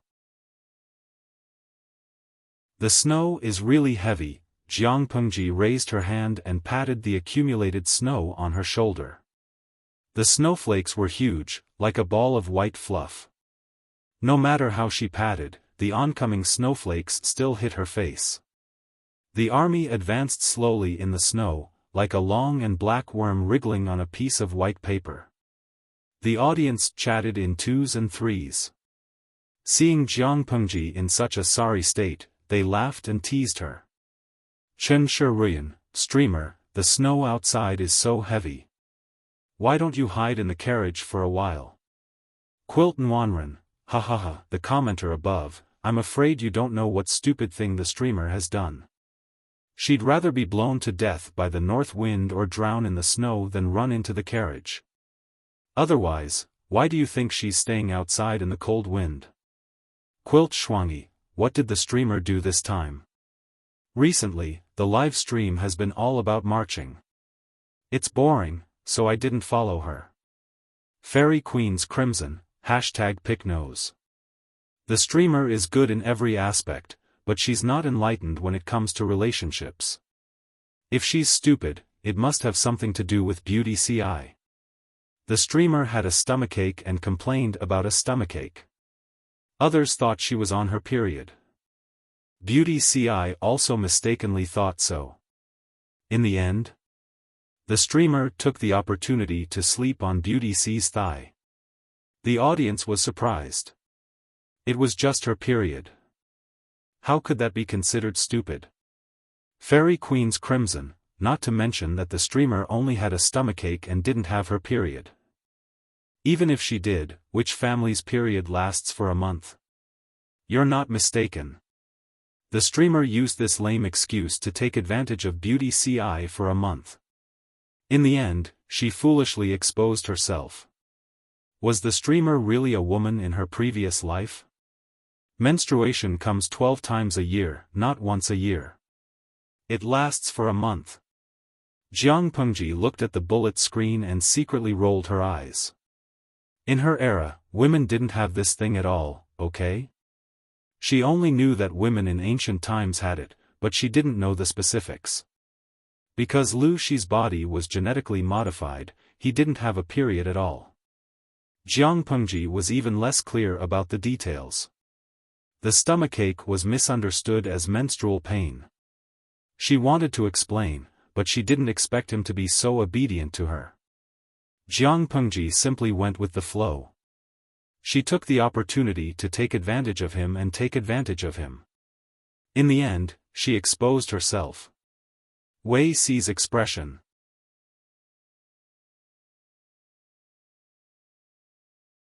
Chapter 1034. The northern borderline had just been stabilized, and Jiang Pengji had to rush to the front lines with her troops. She could only appoint her confidant to deal with the aftermath of the northern borderline. The northern borderline had been renamed Beizhou and was officially included in Jiang Pengji's sphere of influence. However, for convenience's sake, the northern borderline was still the northern borderline. Sun Wen was appointed as the deputy governor of Beizhou. Qiguan Rang stayed behind in Chongzhou to govern the prefecture and to support Sun Wen to stabilize the northern borderline. Apart from that, Jiang Pengji also asked Fu Wang to stay behind and guard the two prefectures. Jiang Pengji had thought about these decisions carefully. Sun Wen was over 40 years old. Although he was not considered old, he could not run around with the army. They had just gone through a huge battle. Jiang Pengji decided to let Sun Wen have a good vacation and stay behind to handle government affairs. Qiguan Rang was familiar with the affairs of Chongzhou. He was cautious and thorough. He and Sun Wen should work well together. As the commander-in-chief of the three armies, Fu Wang had high prestige in the army. If he guarded the two prefectures, she believed that no one would dare to provoke him. Sun Wen, who did not know anything, was grateful. His arms and legs were old and needed to rest for a while. Only Qiguan Rang looked indifferent. For Jiang Pengji's strategists, going to war was equivalent to a paid vacation. Staying at home was worse than death. The Lord really had a true love for Sun Wen. Before conquering the northern borderline, they barely had enough manpower. Now that they had the territory of the northern borderline, they were starting to lack manpower again. Thinking of the days when he had to work overtime, Qiguan Rang fanned his feather fan even more quickly. Jiang Pengji arranged for him to stay in Chongzhou, but the focus of his work was still related to the northern borderline. Although the remnants of the northern borderline were almost wiped out, after the baptism of war, the economy and politics of the northern borderline had suffered a huge blow. Qiguan Rang and Sun Wen guarded the northern borderline together to deal with the aftermath. Only then could Jiang Pengji truly feel at ease and have no worries. Sun Wen was still a newbie. Faced with Jiang Pengji's trust, he was touched and his heart warmed. As for Qiguan Rang, he could already foresee the coming year of dire straits. Before they left, Jiang Pengji threw a problem to the two of them. Previously, in order to create more trouble for the northern borderline, Zixiao encouraged the ordinary herdsmen of the northern borderline to raise rabbits and sheep under my instruction. These two little things look harmless to humans and animals, but once there are too many of them, the northern borderline's pasture will suffer a destructive blow. Fortunately, the scale was still very small, and the rabbits and sheep did not cause too much damage to the northern borderline. This matter will be handed over to the two of you to supervise. The government will do their best to encourage the people to hunt wild rabbits and goats. Qiguan Rang secretly clicked his tongue. He knew very well who came up with the rabbit and sheep strategy. But the Lord took the blame and anxiously defended Zixiao. If this wasn't true love, what was it? Sun Wen frowned and said, if the government buys the rabbits and goats from the herdsmen will only raise more. If that was the case, it would instead look like the government was encouraging the herdsmen to raise rabbits and sheep. Jiang Pengji smiled and said, that's simple. Lower the purchase price of domestic rabbits and goats, and raise the price of wild rabbits and goats. When there's not much profit to be made from domestic animals, the herdsmen will naturally turn their attention to the prey on the grasslands. In carrying out this plan, we must pay attention to those who fish in troubled waters. We can't let them use domesticated rabbits and sheep as wild ones.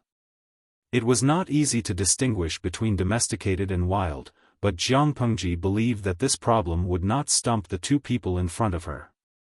In addition to eliminating wild rabbits and goats, Jiang Pengji also asked people to prepare many drought-resistant and cold-resistant plants, such as Chinese sandalwood.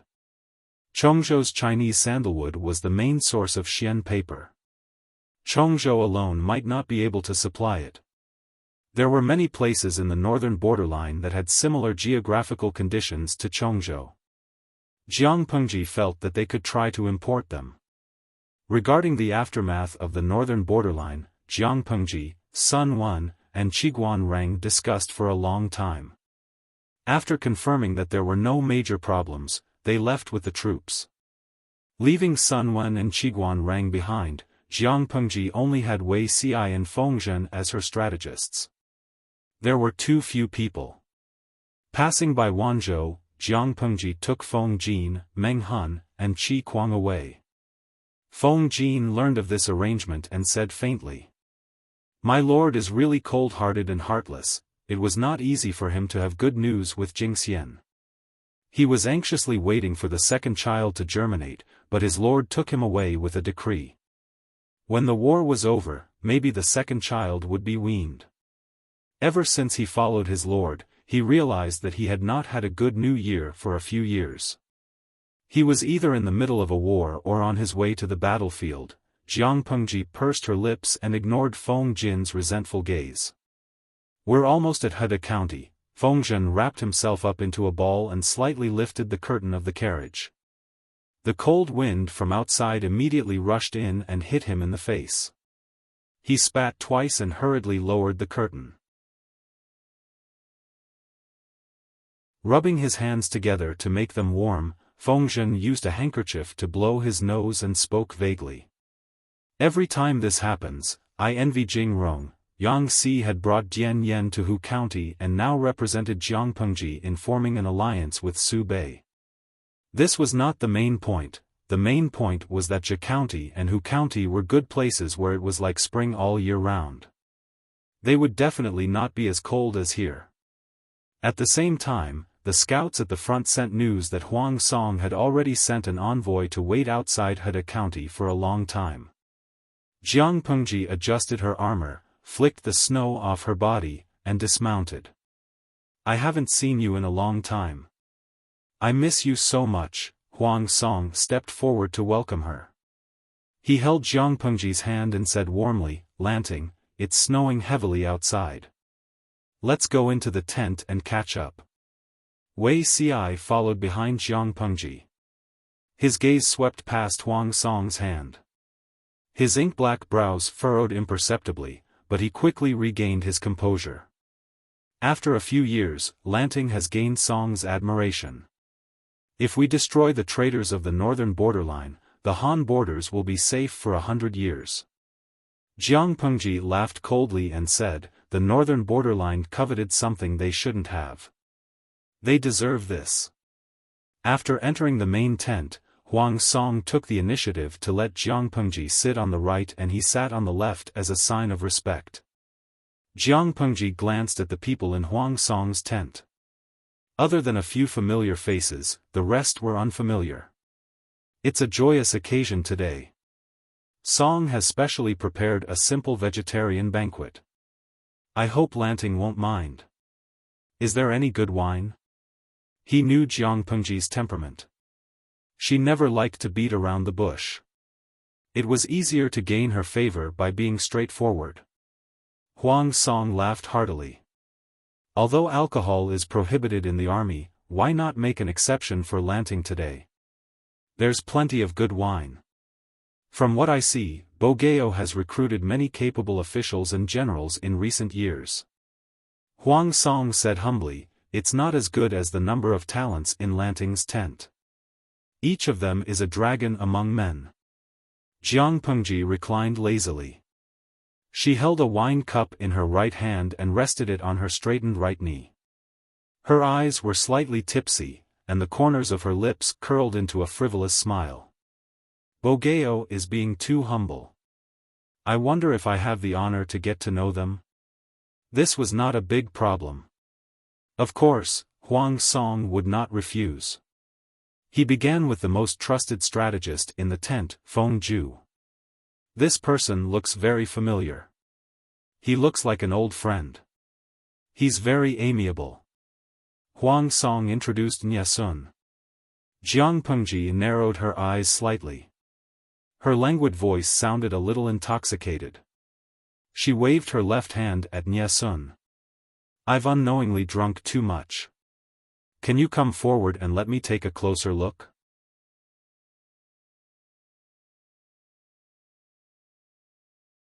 Chapter 1035. It was silent in the tent. Only the crackling of the candles could be heard. Nye Sun's heart skipped a beat as dozens of pairs of eyes stared at him. His expression did not change. He stepped out of the line politely and bowed respectfully. Because the lighting equipment was outdated, the view in the tent was slightly dim. The candlelight flickered and the shadows of the people were indistinct. There was an indescribable sense of hazy beauty. When the young man with a speck of sand between his eyebrows stepped out of the line, the bullet screen in the streaming room gushed like water from a well, densely packed. Geime, oh, so handsome, streamer, I fell in love at first sight again. Midnight epilepsy, he's obviously a very beautiful young man, but I see an indescribable sexiness in him. Mom, come and take a look. This young man in the streaming room is seducing your daughter. I'm so excited that I'm speechless. I'll lick him first. Ziwaluo soundless, Mom asked me why I'm licking the screen like crazy. I said the screen is too dirty. Ishio Shiniangxiang, streamer, can you help me get this handsome guy's phone number? I've taken a fancy to him. Xingyuan Miao Miao, Simiai's throne as the #1 beauty is teetering on the brink of collapse. Streamer, why don't you shed all pretense of cordiality with Huang Song and dig this beauty out with a hoe? If you dig her out, the 2 most beautiful flowers in the world will be planted in your fence. Just thinking about it makes me excited. For the audience, ancient gentlemen were only bound to words such as old-fashioned, elegant, and dignified. They never thought that he could be sexy. To describe it in a very vulgar way, Nye Sun was a walking hormone. Needless to say, any teasing words, just one look at him would make one's heart itch. He was wrapped up tightly and dressed properly, but at first glance, he was inexplicably sexy. The cinnabar mole between his eyebrows was the finishing touch. It immediately grabbed the attention of others. Huang Song's smile froze. He noticed that the atmosphere in the main tent was a little stiff, so he wanted to open his mouth to smooth things over. What a joke! They were a gang of scoundrels who had been to brothels and drank wine together. How could he not know Jiang Pengji's bad character? Before Huang Song could speak, Jiang Pengji tilted her neck and all the wine in the goblet slipped down her throat. Her eyes were misty. Cheng Yun, could it be that there is a tiger sitting in front of you? Jiang Pengji raised her hand to her forehead. Her cheeks were flushed. She seemed to be drunk. The candlelight in the tent is very dim. I can't see clearly. You're swaying back and forth. It's too strenuous. Huang Song's heart sank. He couldn't tell if Jiang Pengji was really drunk or pretending to be drunk. He could only give Nye Sun a look. Nye Sun pursed his lips and took small steps forward, but he was panicking inside. Nye Chengyun greets Lu Prefecture's governor. Her voice was like pearls falling onto a jade plate, clear and mellow, pleasant to the ear. Jiang Pengji put down the wine cup and stood up from the table unsteadily.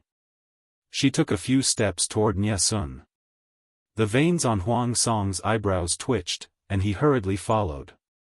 He did not want Jiang Pengji to do anything overboard to her officials. Scholars and strategists, which one of them was not proud and arrogant? If he was taken as a woman and molested in front of everyone, even if he didn't show it on the surface, he would secretly bear a grudge. Nye Chengyun? Jiang Pengji let out a small hiccup and leaned close to Nye Sun's face. She squinted her eyes strenuously, as if she was trying to recognize something from his face. Everyone in the tent had different thoughts. They were so nervous that they did not dare to breathe, but the audience in the streaming room was howling. The streamer was really considerate. With such a close look, there was an illusion of being close to a beauty. Wei Ci had already been booked by the streamer. One should not bully a friend's wife. The audience in the streaming room could only wring their hands and sigh.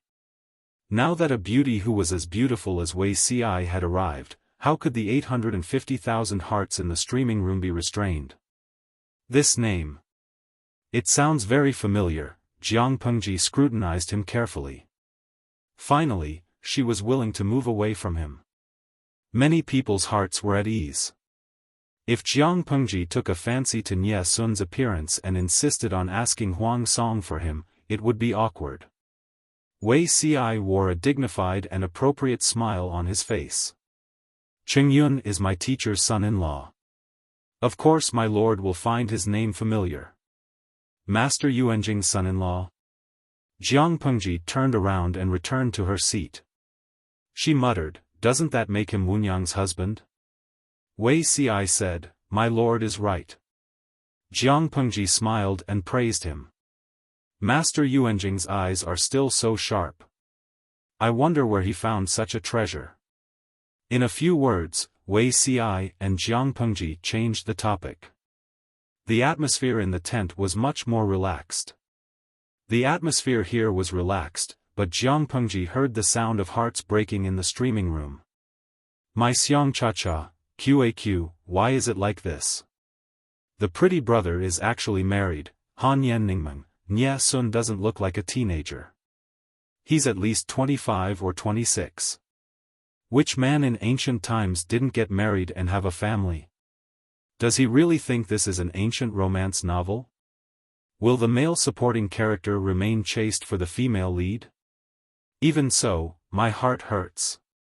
The audience was immersed in the grievous news that their Prince Charming was already taken. Huang Song secretly heaved a sigh of relief. As long as Jiang Pengji's attention was not on Nie Sun, everything else was fine. He was not worried that Jiang Pengji would steal him away. He was worried that Jiang Pengji, who was obsessed with appearances, would covet Nie Sun's beauty. Nie Sun received Huang Song's signal and returned to his seat calmly. Apart from this small interlude, the atmosphere of the entire banquet was harmonious. Jiang Pengji was in a rather good mood. The wine in the goblet never stopped flowing. Huang Song was not the Huang Song of the past. He would control himself when drinking and would not get too drunk. Jiang Pengji sighed in her heart. When she competed with Huang Song and Feng Zhu in the past, they would be so drunk that they would hide under the low table and be unconscious. Now, they had grown up and were more rational. Naturally, they would not indulge in drinking. They would not do it now, and there would be no chance in the future. I'm drunk. My head hurts. Jiang Pengji put down the goblet and hurriedly waved her hands. I feel uncomfortable drinking. Seeing this, Huang Song continued, since you can't drink anymore, let's not drink anymore. Get someone to help you down to rest and sober up. Jiang Pengji closed her eyes and nodded slightly. Since their lord had left, Wei Xi and the others naturally could not continue to stay. They all found excuses to leave. The banquet was over, and the strong smell of wine lingered in the tent. Captain Yuan Chong muttered, I knew that Mr. Nie's beauty was unparalleled, but I didn't expect that even the magistrate of Liuzhou could not resist you. Jiang Pengji's behavior at the beginning was obviously taking advantage of being drunk to flirt and lust for his beauty. Yuan Chong's voice was not loud, but Nie Sun, who was sitting not far away, heard it clearly. His face darkened slightly. Yuan Chong was not only Huang Song's fan, but he was also Huang Song's cousin. Nie Sun could not refute him. Yuan Chong still had a sense of propriety, but Yuan Chong's second uncle, Yuan Xian, was not so restrained. You're tuning in to the Xiaofan's Wuxia Tales YouTube channel. Don't forget to subscribe and join us on this journey to catch the most captivating stories.